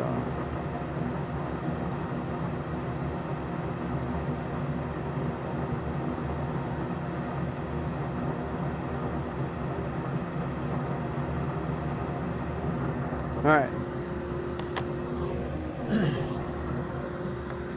Yeah, I know. I understand about the 2/3, 1/3 thing, Kevin, but if that's what you're saying, but this is a little bit different. I don't really think that I like one. It's where this is going to end anyway is going to be kind of weird. I think that I want it maybe at the most like 1/2 inch from the top. So let's go with that. Let's see what we got. I'm going to use my thin kerf parting tool. Hopefully I kind of overheated it there. I sharpened it back up. So let's see how this thing cuts. What I want to do is, I'm only going to take, it's tough. I'd almost rather bandsaw this thing apart with a kind of a small bandsaw blade, but I don't really want to mess with it. So, but I do want to keep as much material intact. So I'm going to use, this is a 1/16 inch parting tool. We're going to come in and go a little ways in, and then I'm just going to finish up with a flush cut saw probably. I think that's actually going to be the easiest way to go on this.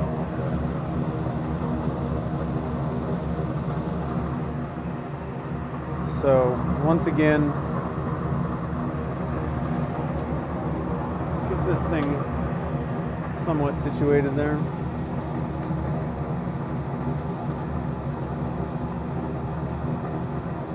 I think I'm going to take a little more than I kind of thought about. So like maybe about a ½ inch. I'm just going to mark it so I don't have to think.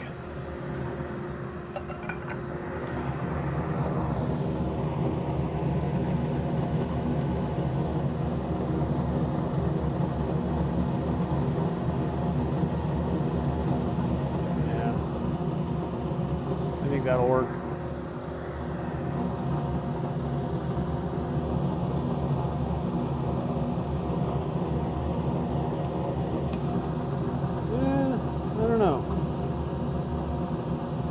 Now that I'm looking at this, I actually think a little bit deeper might be better. We lost our light. Oh man.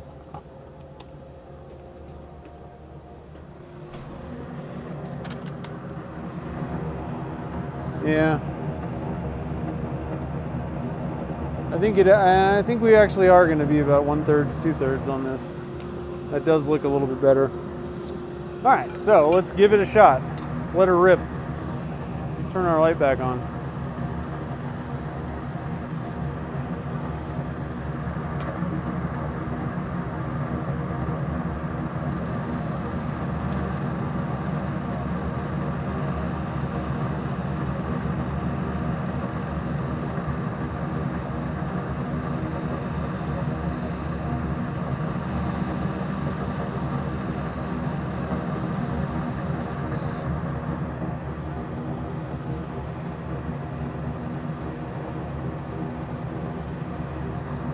Damn, I seem to be overheating this thing all day long here.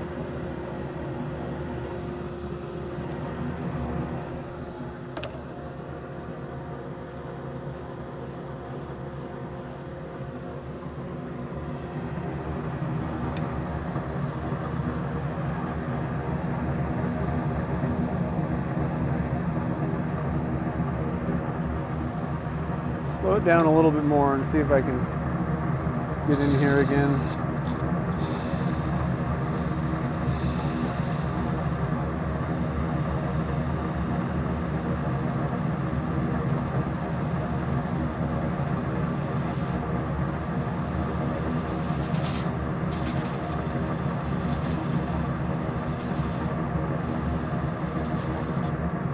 All right, that's about as far as I'm willing to go.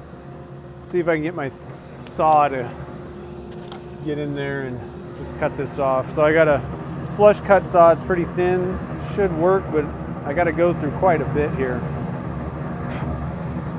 Definitely, I would rather bandsaw this if I was set up for it right now.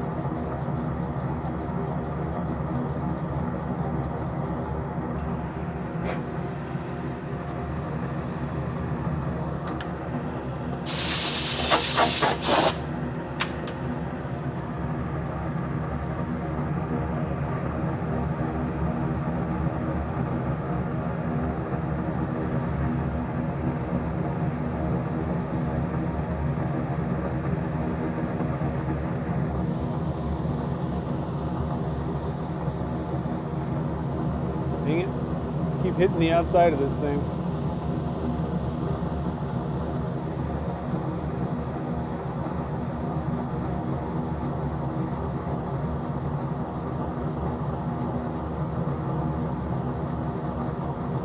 This is going to take a while.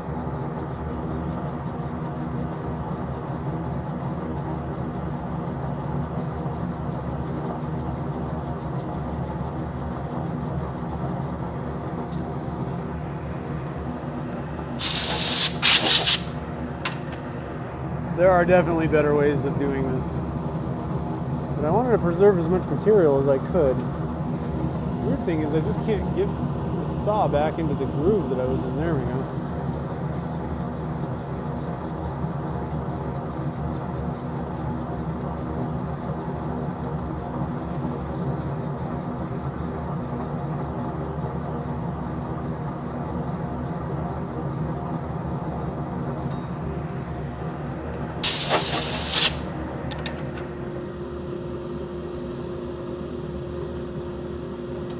Bruce is here. What's up? The chainsaw, I know. I'm telling you.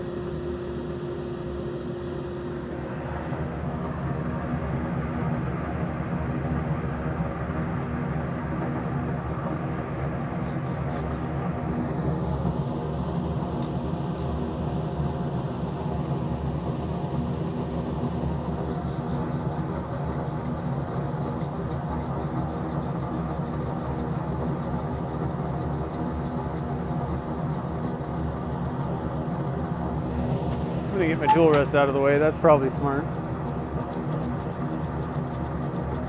We'll get there eventually, guys.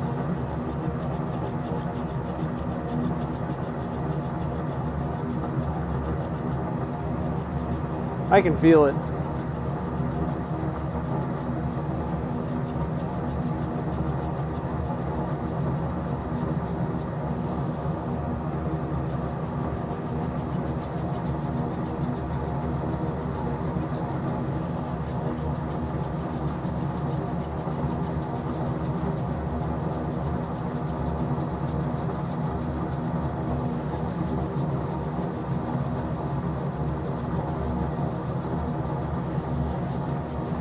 Ah.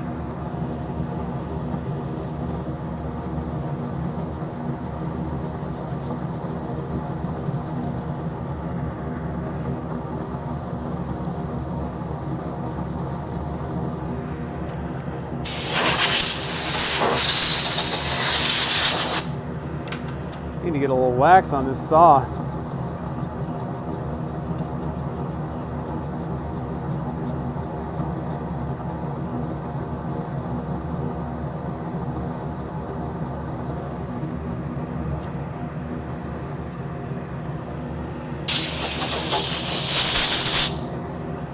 About halfway now, at least. Take it to the miter saw? Yeah, right. What the whole point is I'm trying to save material here. I could have just parted it off with a 1/4 inch parting tool. But what I need is a little bit of wax on this saw. It keeps kind of trying to bind up. Where is my, there it is. Like I said, guys, I don't know what I'm doing.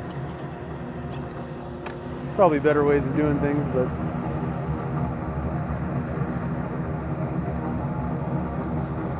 whatever. Now I gotta find, there we go.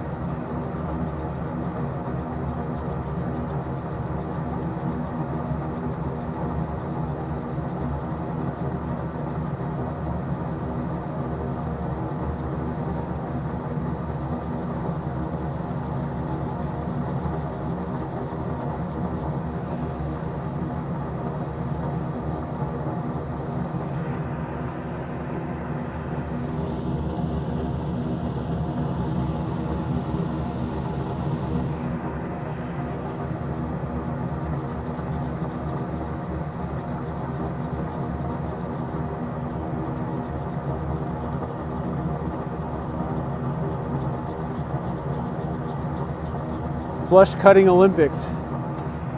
Could be a sport. Man, this thing is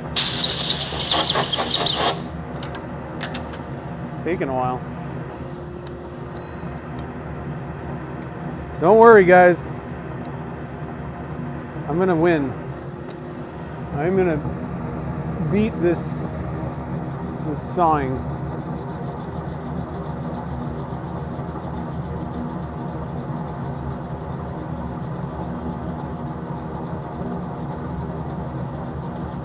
Oh, dang it. Bent my flush cut saw.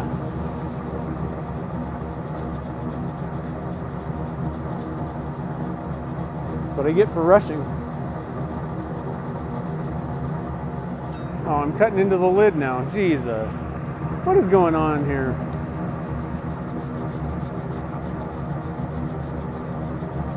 All right, I'm about ready to take it to the miter saw.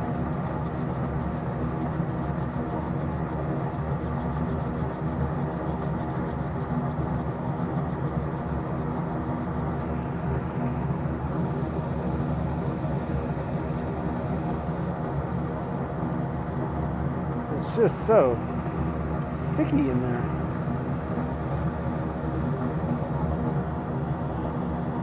God. All right, so this probably wasn't a good idea. That's okay, it was my choice.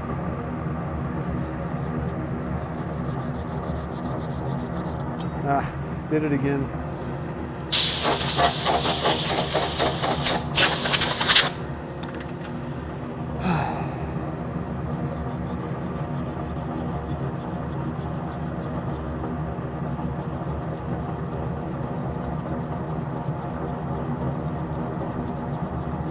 We gotta be close.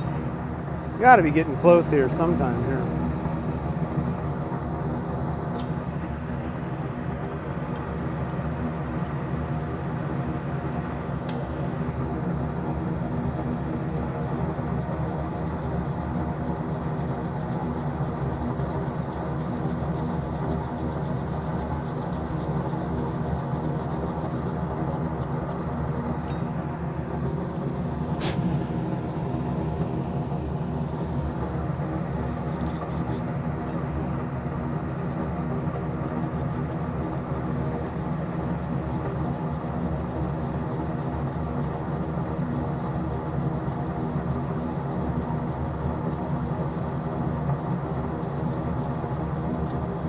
Uh-oh. I think we're almost there.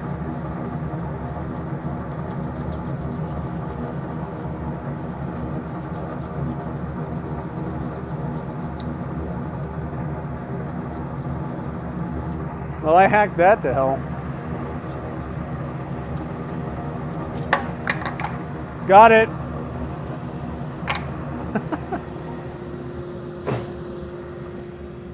Oh, nice shot. Did I seriously just toss that overhand into the trash? Wow. It's pretty good. All right. Well, that was horrible. Don't do that.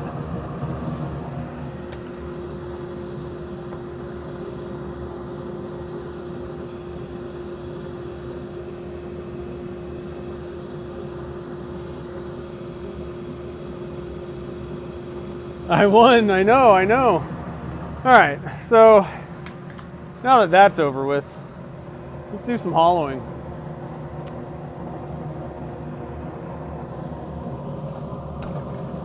Probably gonna have to re-sand the thing too. It's way too hot for that much work.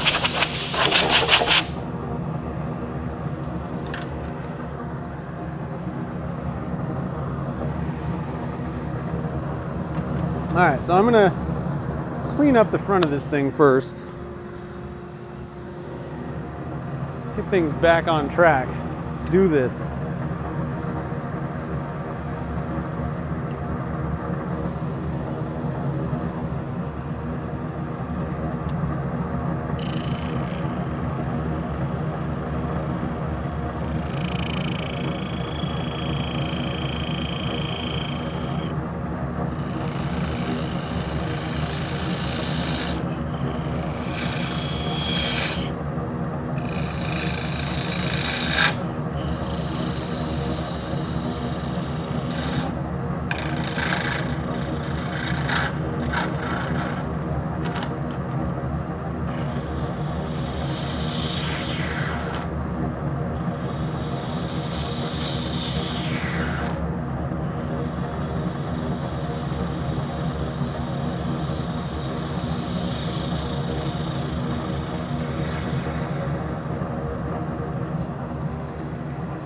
That feels a lot better.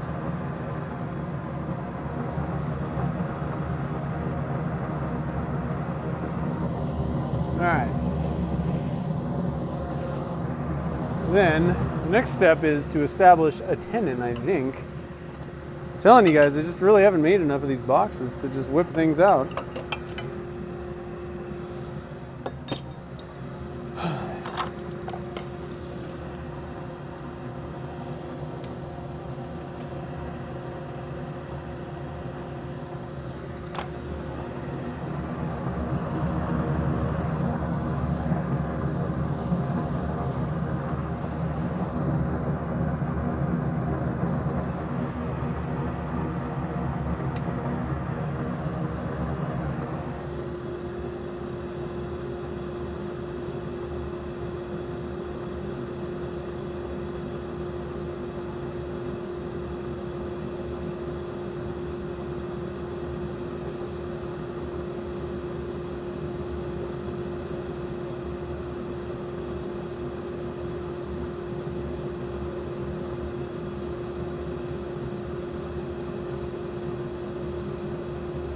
All right, so I think I'm just gonna establish a little bit of a tenon thing, whatever the outside rim. I don't know. Which way do I want to do this?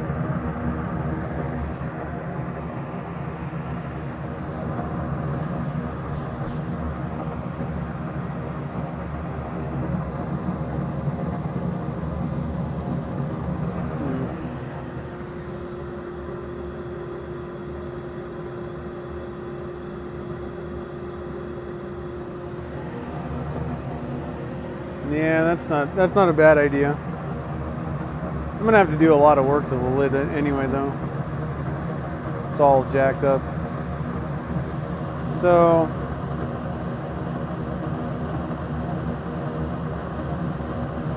yeah, I think I'm gonna.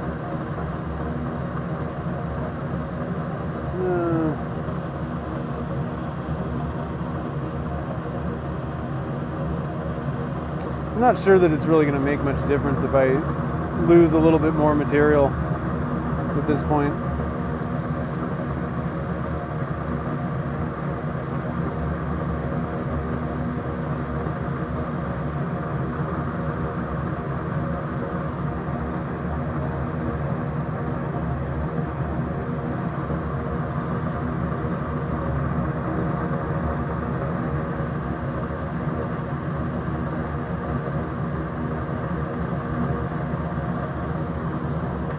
I think I'm going to put the lid in the base. Or no, yeah, okay, I see what you're saying. Tenon in the lid. Yeah. All right, so let's just hollow the base out because we're going to just basically use the outside rim. But I do need to actually, there's the outside edge here is pretty rough. I'm gonna see if I can fix that a little bit. Where'd all my tools go?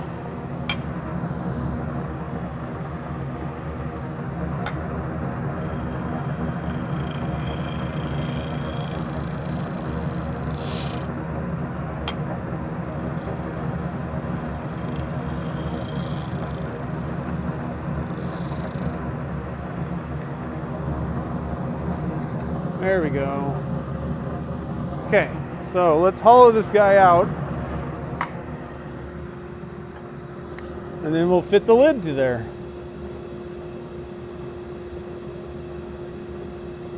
Don't take Doug's advice.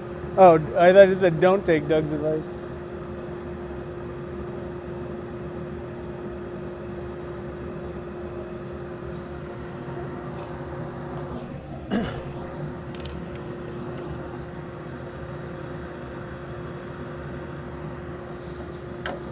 So I'm going to hit it with, let's see here, what do I got? I got a 1 5/8 drill bit that I think will work pretty well. I'm going to drill it out first. Oh.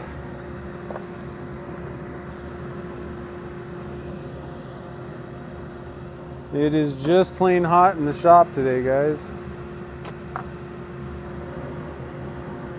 Just plain hot. That doesn't help you when you're trying to think. So I need a drill chuck.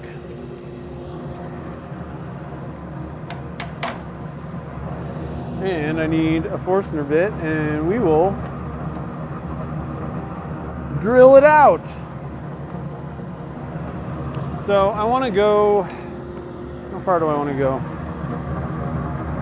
I'm going to go about 2 inches in. So I'm going to mark the drill bit so that I don't go past where I want to go to. And I also have to keep in mind there's a spur on the end of that, so just kind of wing it a little bit, but I'm going to mark that a little bit shy of 2 inches.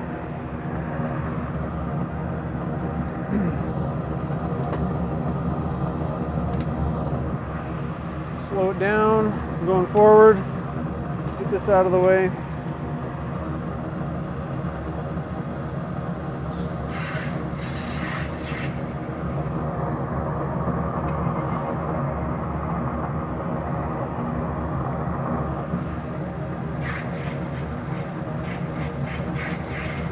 You guys probably can't see anything. Here we go. I'm telling you guys, sometimes trying to videotape and turn, that's too much for me.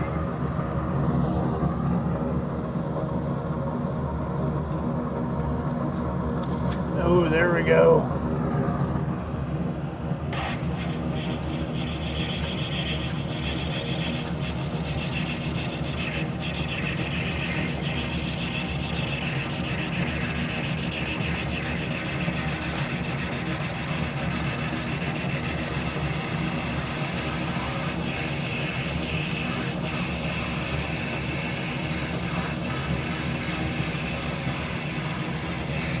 The drilling part goes really smooth, but the fun part is when we pull out the #1 hollower.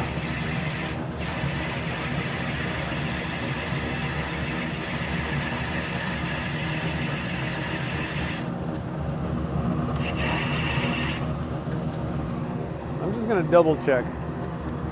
Just want to double check and make sure. Yeah, okay, we're good. We're good.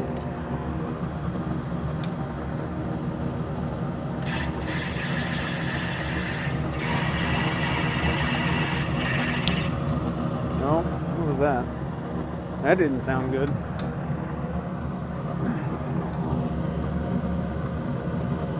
A little chip. I wonder if that might be more silicone.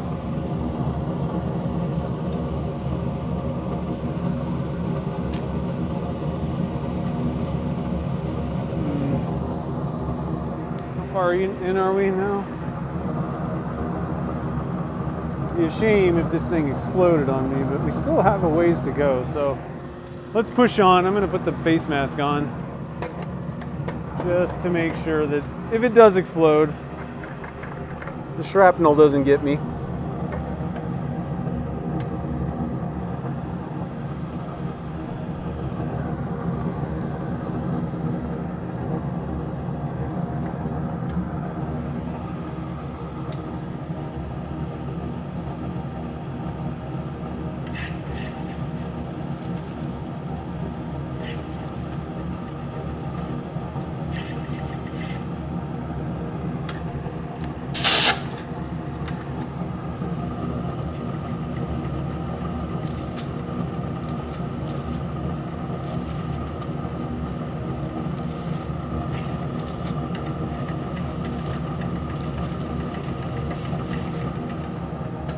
All right,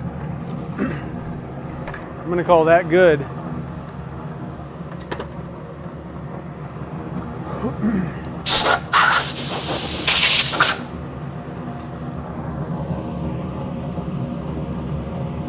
And no other problems. There just must have been some part that didn't like it in there. So we made it through, no problems. Now let's hollow. This is the funnest part. I really, seriously, guys, I highly recommend you pick up a #1 hollower and just hollow anything out. It doesn't even matter what you do. It is like a resin piece with the negative rate cutters. Oh, there's really nothing better than that. as far as I'm concerned. All right, I'm gonna turn the fan on because I'm hot. And I'm gonna put on my smock.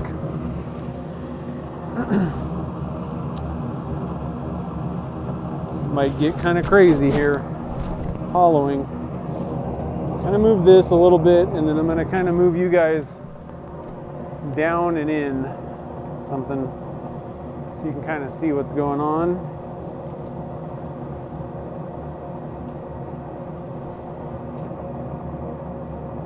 There, what do you think of that view? That's not too bad, huh?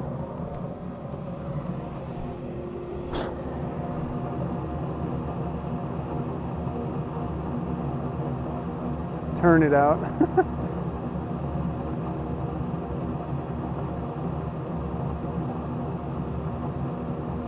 Forget to turn the camera on. No doubt. All right, I'm gonna get some light going on in here.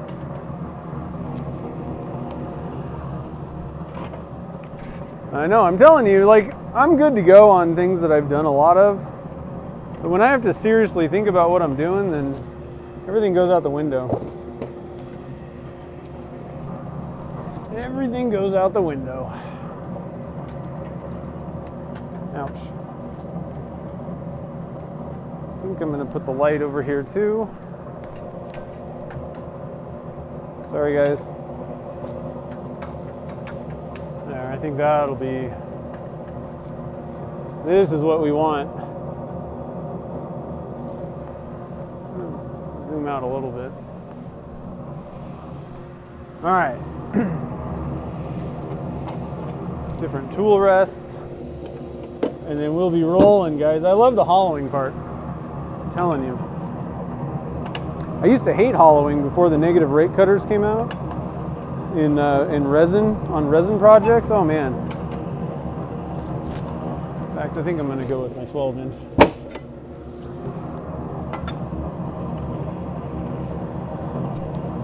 I really used to just not like hollowing at all. The negative rate cutters make things go smooth and easy.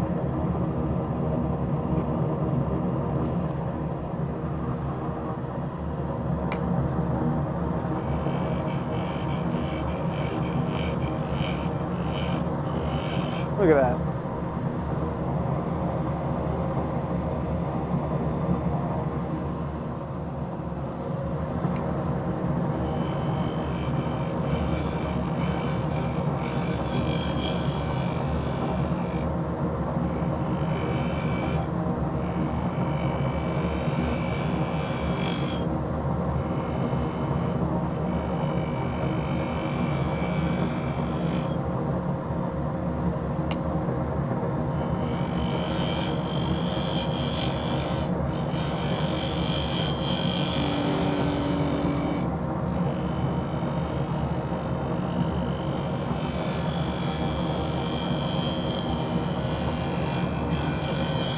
Much easier than sawing a blank in half with a flush cut saw.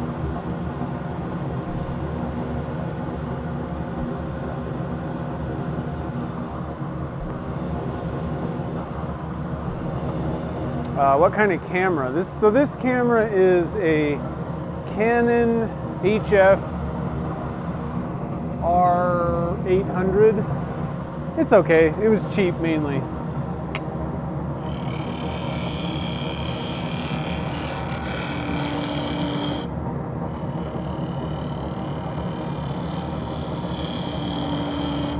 Unless you get into like the expensive 4K cameras, I don't know that there's a whole lot of difference between handy cams.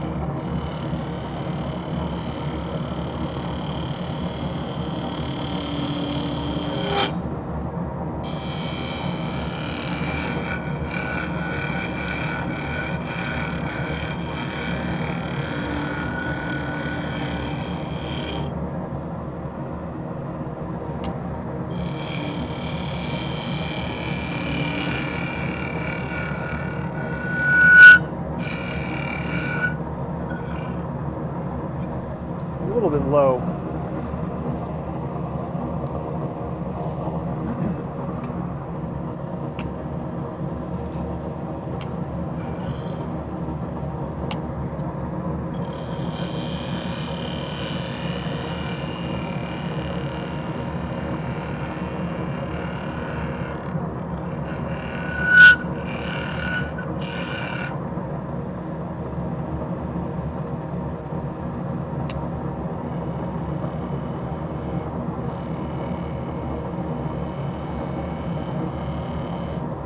Plus, it's fun. You can make these ribbons go crazy.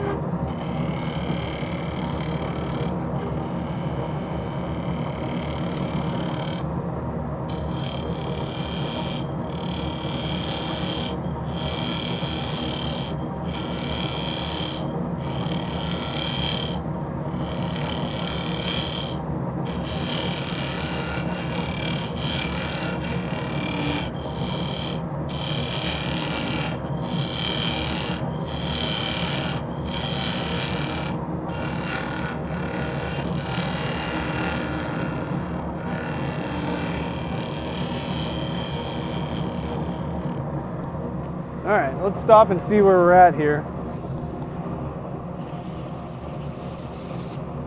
Yeah, this thing's gonna be pretty wicked, I think. Like I said, as long as I don't screw up royally. Let's get you guys kind of, I'm gonna bring you back down here and then we'll zoom in. So you can kind of be looking straight on. I don't know, I'm digging this. I want to show you guys the outside too. I'm gonna move the tool rest.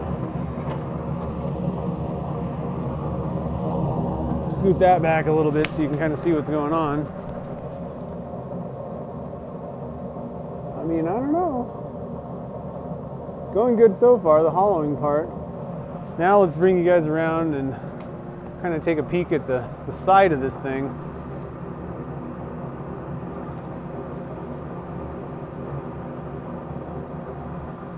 Hold on a sec. Got all kinds of craziness going on. There we go. Got the light in the wrong place. Hold on.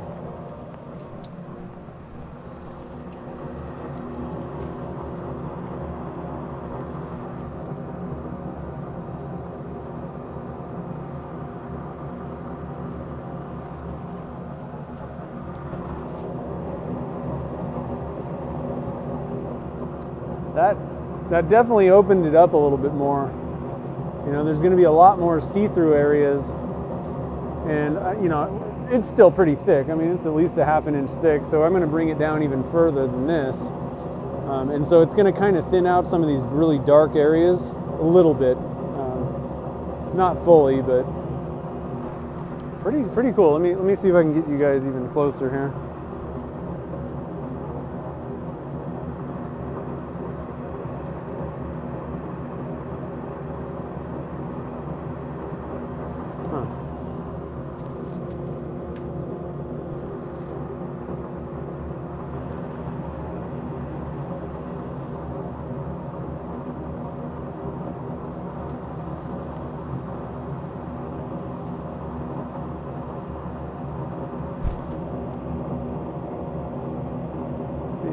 You can't really tell that much, but once we thin this out a little bit more and then clean it up, it's going to be pretty cool looking, at least on the bottom. Kind of has like a, I mean, just the base of this thing, if I just made it into a cup, it's kind of like a, I don't know, has kind of an oriental feel to it. All right, so let's get you guys back. I'm going to put you guys like right here. I know, I can just keep moving this camera around. I want to give you guys the best angle that I can find.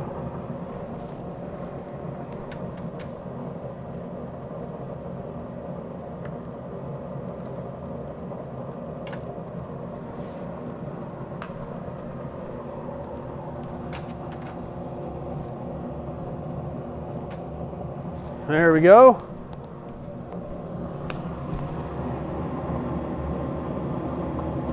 A coffee bowl, like a coffee bean bowl.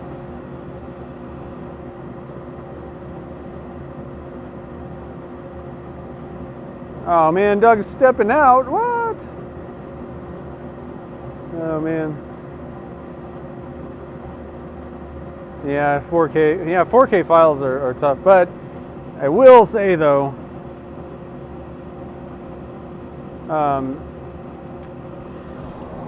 I will say that it is pretty nice because you can keep things zoomed out with a 4K camera and then like cut way in, when, you know, crop it way in. So it is kind of nice. But somebody was asking, let's see, William was asking why it took the industry so long to get the negative rake. The funny thing was, I mean, turners have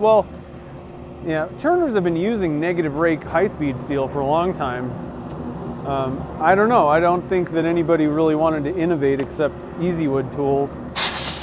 And you know, Carl Jacobson kind of brought that about because he used to turn with the like a normal cutter with the tool like way up. It was so uncomfortable looking, and I wouldn't do it. And finally, Easy Wood Tools was like, hey, why don't we just change the angle of the cutter, make it a lot easier, and it's all been wonderful ever since. I mean, when they showed it to me, I was like, oh, that's a game changer. That's going to make things nice. But I'm just really surprised at how, I mean, there's no catchiness to these now. If I did this, I'm barely holding the tool. If I did this with a regular cutter, it would just grab it and twist it out of my hand. So it's just really nice how much, I don't know, how less aggressive they are on resins. It makes hollowing a comfortable, enjoyable thing, whereas it used to be horrible. I'd be holding the tool like white knuckle, and just waiting for a catch, because it would just always happen, you know. It's made hollowing resin fun for me when it really wasn't at all before.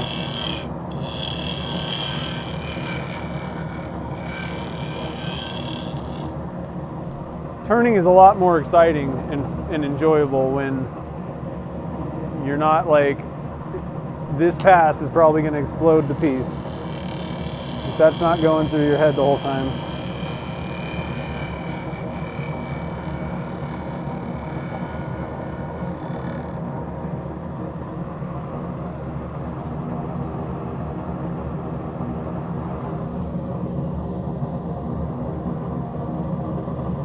Not too bad. I think I'm on the right. I think I've got the angle or the whatever, the curve going well there.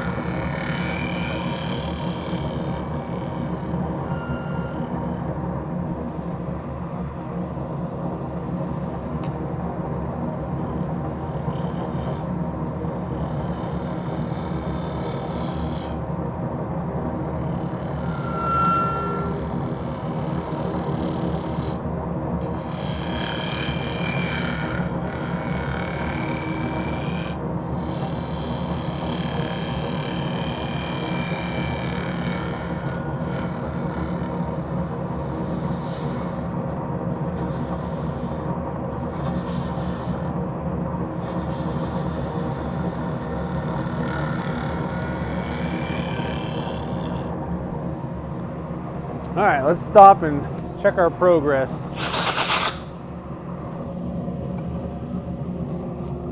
Yeah, that's looking pretty cool. Okay, now I got to figure out how this all goes together.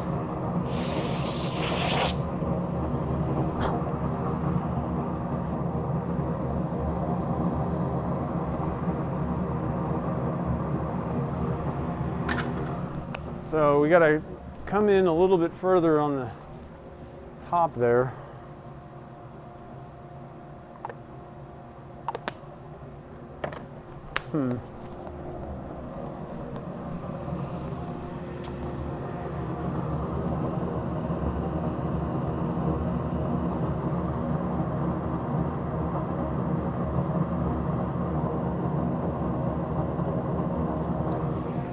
So I'm guessing it's hard when you don't have something to look at.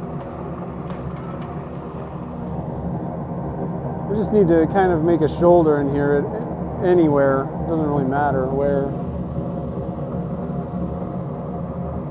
Just kind of take a straight plunge cut, I'm guessing, right? Where's Doug at? You gotta help me out, Doug.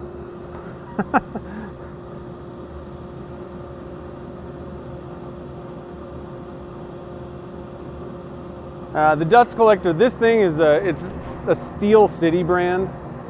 They're not in business even anymore. Any dust collector, it's like every other one. Any of them will do. I think it's a 1 horsepower. But I mean, I only have like a 6-foot hose on here. Pretty much anything will work for dust collection like this.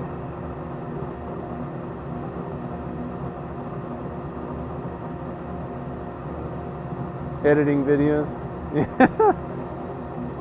Yeah. Editing can be, I mean, bare minimum time consuming. That's looking pretty wicked. All right, so let's get back at it. So like I said, I think I just got to come in with a square carbide or parting tool and just kind of create an edge to this that goes straight in, and then it can kind of have a shoulder. I don't think I want to make it, I don't know. I think I want to keep the thickness of this a little bit thick. I don't want to try and make this an 1/8 inch thick all the way down. I just don't think that's going to work too well. High probability of it just exploding. Plus I need to use this thing. It needs to have some stability for when I put the lid back on. Because I'm going to do that, I'm going to fit it, and then I'm going to finish the lid. So I think we'll have to go for like a kind of a step down type thing.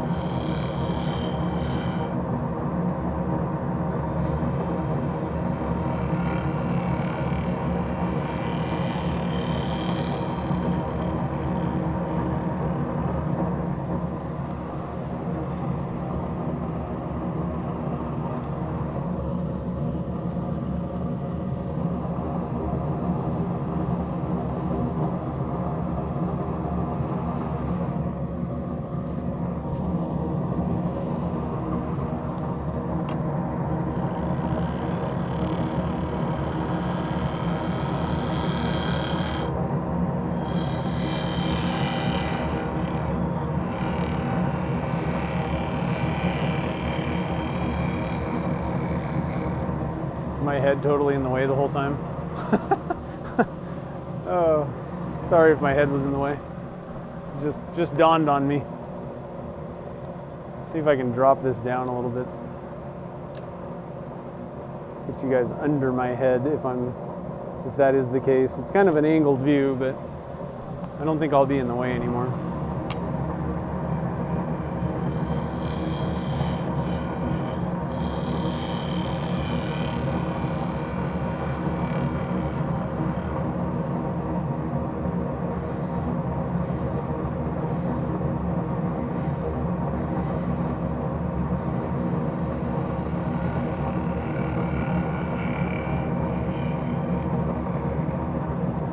Okay.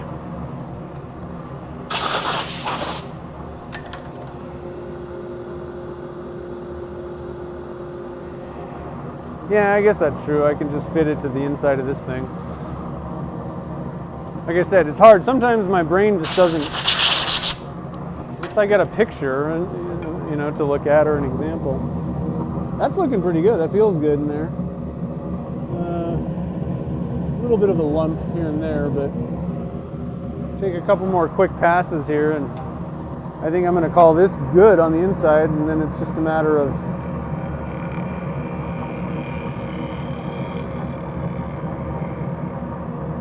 doing a little sanding. Now the one thing though that I do want to do is make sure that I have at least a little way, this thing, I don't want this thing to be angled, basically.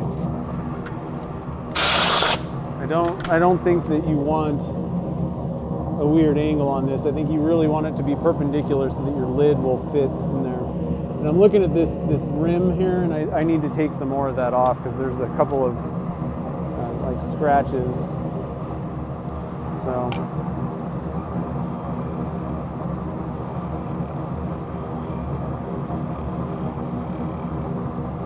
get that taken care of. And I want to make sure that this rim is flat as well.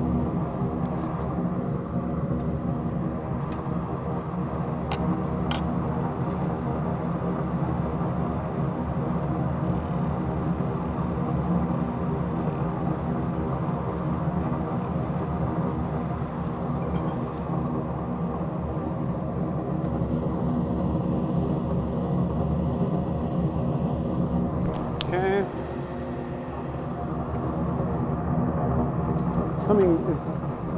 It's a little bit angled in right now, which is not the worst thing. That's okay, but it's a little bit more than it needs to be. So I'm going to take a little bit more off on the outside here.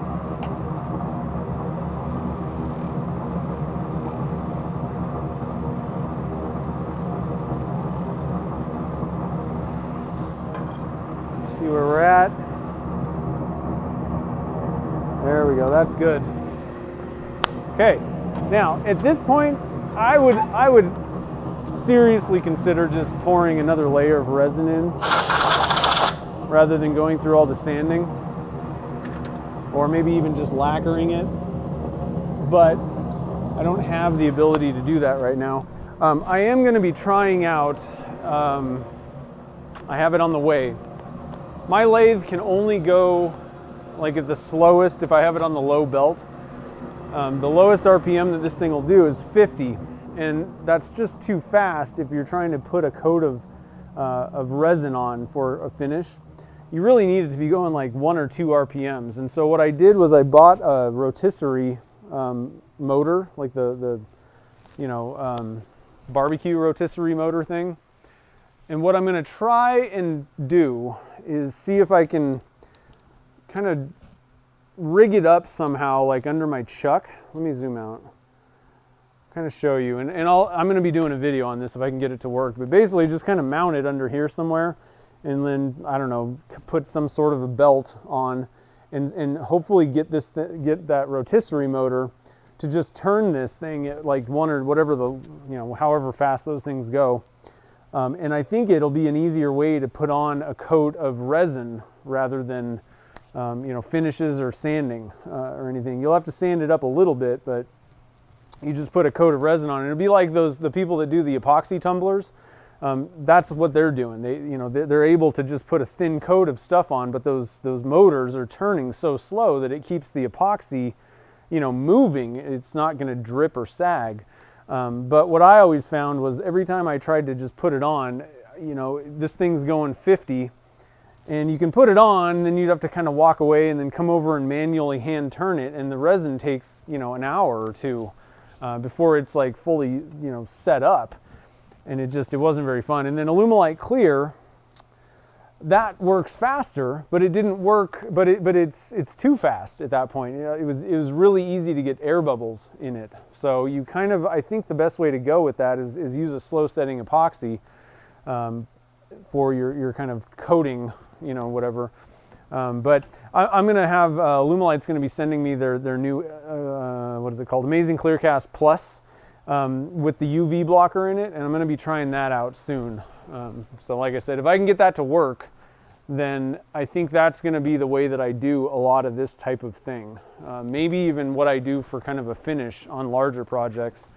Just put a coat of resin on, and the hope is you put a coat on, and as long as you can get it on like perfect, and then maybe, it might be a good idea to kind of rig something up to cover it so dust doesn't settle on it. But I think if you can get it on even, get all the bubbles popped, and then keep it spinning at like 1 RPM, I think you're done. Like, you don't need to do anything at that point, and you can probably get away with sanding to like like 400 grit and you're done, basically. So anyway, just a couple of thoughts and things that are going on here. So let me double check. I want to get my square out now. We're pretty much at the end. I'm gonna have to wrap things up because I gotta meet Gretchen for dinner. We're gonna go grab something somewhere. But I do want to square that up. Like I said, I don't think that you want the inside of this to be kind of at a weird angle when you're trying to fit your lid on and then use it as a jam chuck. So I'm gonna try and come in here, make sure that this is square. I got a little not mini necessarily, but I got a pretty small tri-square somewhere. Right here. I'm just going to kind of take a peek at this and see what it's looking like. And I've pretty much gotten this front edge flat. This is definitely not square. I need some light. Yeah, it's kind of angling in a little bit. So I need to kind of come in and just kind of flatten that out. So I'm going to grab I think I'll just use try this CR2R2. It is rounded, but it's somewhat square on the corner at least. So I'm just going to try and square this up as best I can before we get going. And then next time, I might do this next week also. I might hold on to this project since I can remount to the lathe. We might do this next Wednesday to finish it up. So let's get in here. And I'm just gonna try to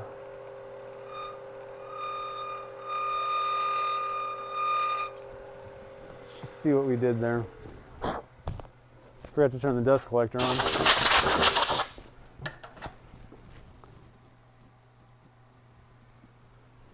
Got some chattering going on though. This would probably be easier with a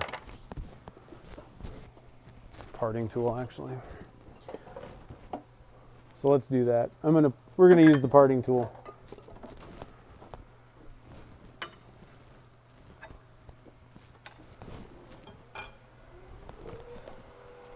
Let me get you guys, oops,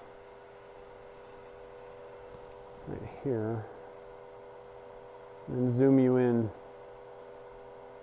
It's kind of bright. Oh, it's because I got that thing going on.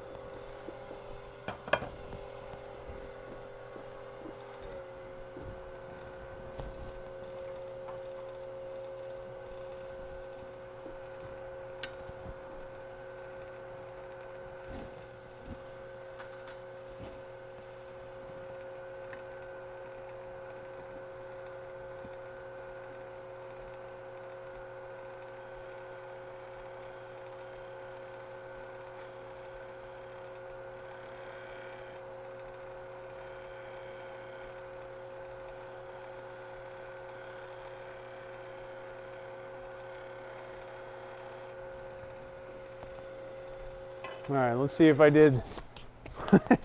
See how I did.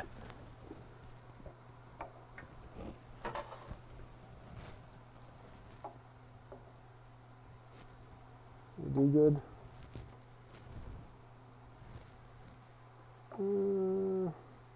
Yeah, I think so. Well, it's kind of hard. This is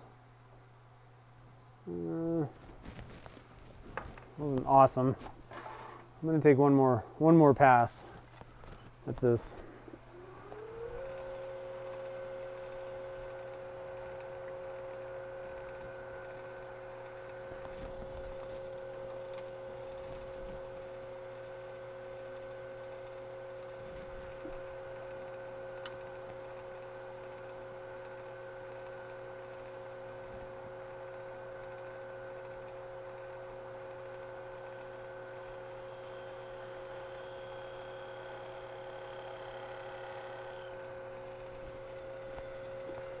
All right, I think that was pretty square.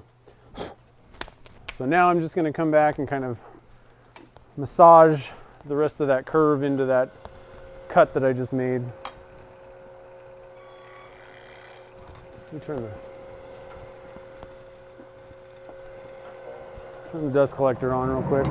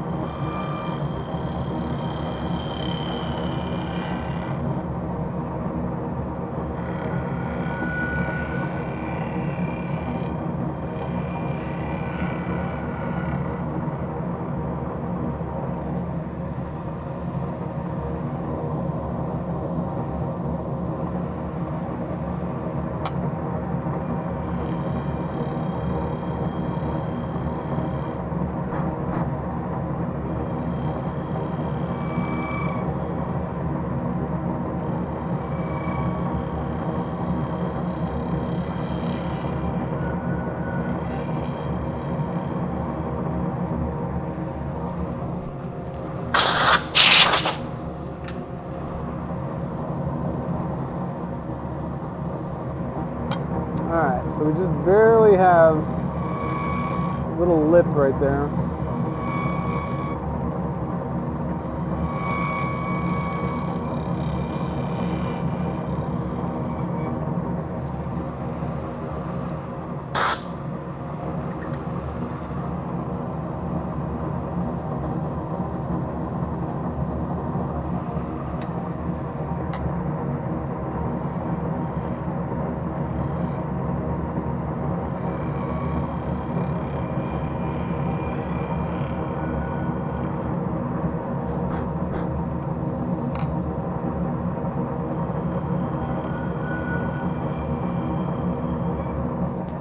All right, not too shabby. Nice and smooth. We know that this is 90 degrees at the rim, so that'll be easy to fit our lid onto. So at this point, I just need to sand this up, which I might do on my own, because I know that sanding is not the most fun thing ever to watch. So I might just get this thing all sanded and ready to go, the base. And then what I have planned is I'm going to take this off, but I'm not going to part it off, I don't think. I think it would work in this case. It's definitely not a very big box, but I don't know. I'll have to think about this. But basically, we're going to start working on, getting the tenon on this lid, hollowing that center out. And then, yeah, I do think I want to keep this base like this. Although I could use the coal jaws, I suppose, on this thing. And not even really have to do all the lid stuff and finish up the lid. So I don't know. I'll have to think about this. Like I said, there's lots of different ways that you can do boxes. I just got to think about what I'm doing. Think about the best way for me to do this stuff.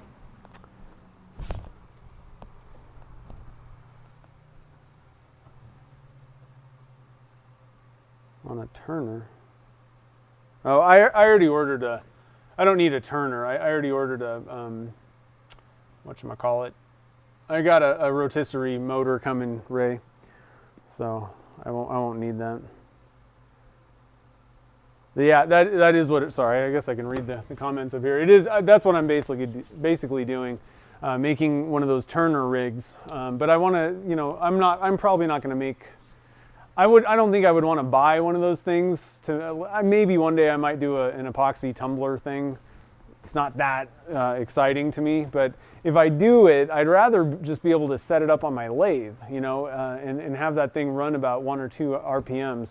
I just think that'd be a way better way, and it just seems like it wouldn't be that hard to get a belt, just any kind of a belt that's the right size between, and just literally run it over the chuck, and then over whatever kind of gear thing that I hook up onto the rotisserie motor.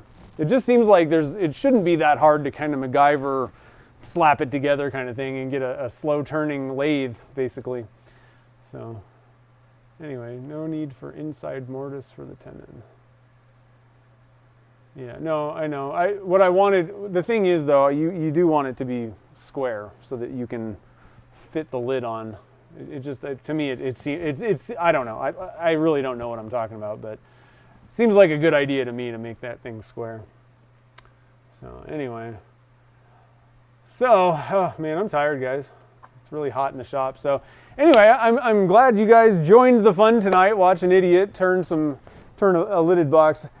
It's kind of tough because, frankly, I'd rather not even turn if I don't know what I'm doing live, you know, because it makes me feel like an idiot. But I don't know. It's kind of fun at the same time. So I hope you guys enjoyed the fun watching me try to muddle my way through turning a lidded box. I know it's not that hard. It's just there's different ways you can do it, and I don't necessarily know the best way to do a lot of these things. So I don't know. I don't know if it's a good idea to do it live and then just be like, I don't know what I'm talking about, or if it's better to do kind of a video where I can really take my time and not really worry about stuff, look it up, you know, in the middle of it. But I hope you guys enjoyed the fun. And so we'll be back on Friday, and I'll do something that I actually know what I'm doing, resin casting. And I have something, let's see, I'm trying to remember what I don't know if I have anything planned for Friday yet for the Dunkin' Junk stuff. I think I'm kind of running a little bit low on, like, I don't think I have a lot of stuff that people have sent in, so I'll have to kind of, you know, figure out what's going on. I'm looking around, and there are a couple different things that we can do. I just have to decide. So that'll be the next live stream. We'll be back here Friday at 3 p.m. Pacific time, and I think that's about it. I guess actually I should probably take this off because it's probably screwing my microphone up. Yeah, so anyway, let's see. Watching me makes you feel like an idiot? I doubt it. Microwave motor would be a good one too, yeah. I found what I found was a rotisserie motor that was like $17. So you really can't, I'm pretty sure it's probably the same thing that they put in those tumblers. But it's cheaper than most of those epoxy tumbler things or turners. So anyway, yeah, oh good, I'm glad you enjoyed it. Yeah, no problem, guys. So anyway, I got to get running because Gretchen's waiting for me. But I will see you guys all on Friday, and we will do some resin casting. But I think, like I said, I think I'll put this probably aside, and then we'll come back to this, and I'll just do this next week, probably next Wednesday, and kind of continue this thing. I have other things that I can kind of do, but it's right now it's nice because I can actually take it off the lathe, and it's not going to be a problem. I can remount everything, and everything's fine. So we'll come back to it, and I'll muddle my way through the rest of this box. Hopefully, maybe next week I'll actually have a decent plan, and we can just tackle it and finish it. So anyway, guys, I hope you have a great evening. I guess this is technically my weekend. Tomorrow's my day off, but I hope you have a great Wednesday, and then I'll see you guys all on Friday. Get out there, do something fun in the shop, and have a little bit of fun. So I'll see you guys all on Friday.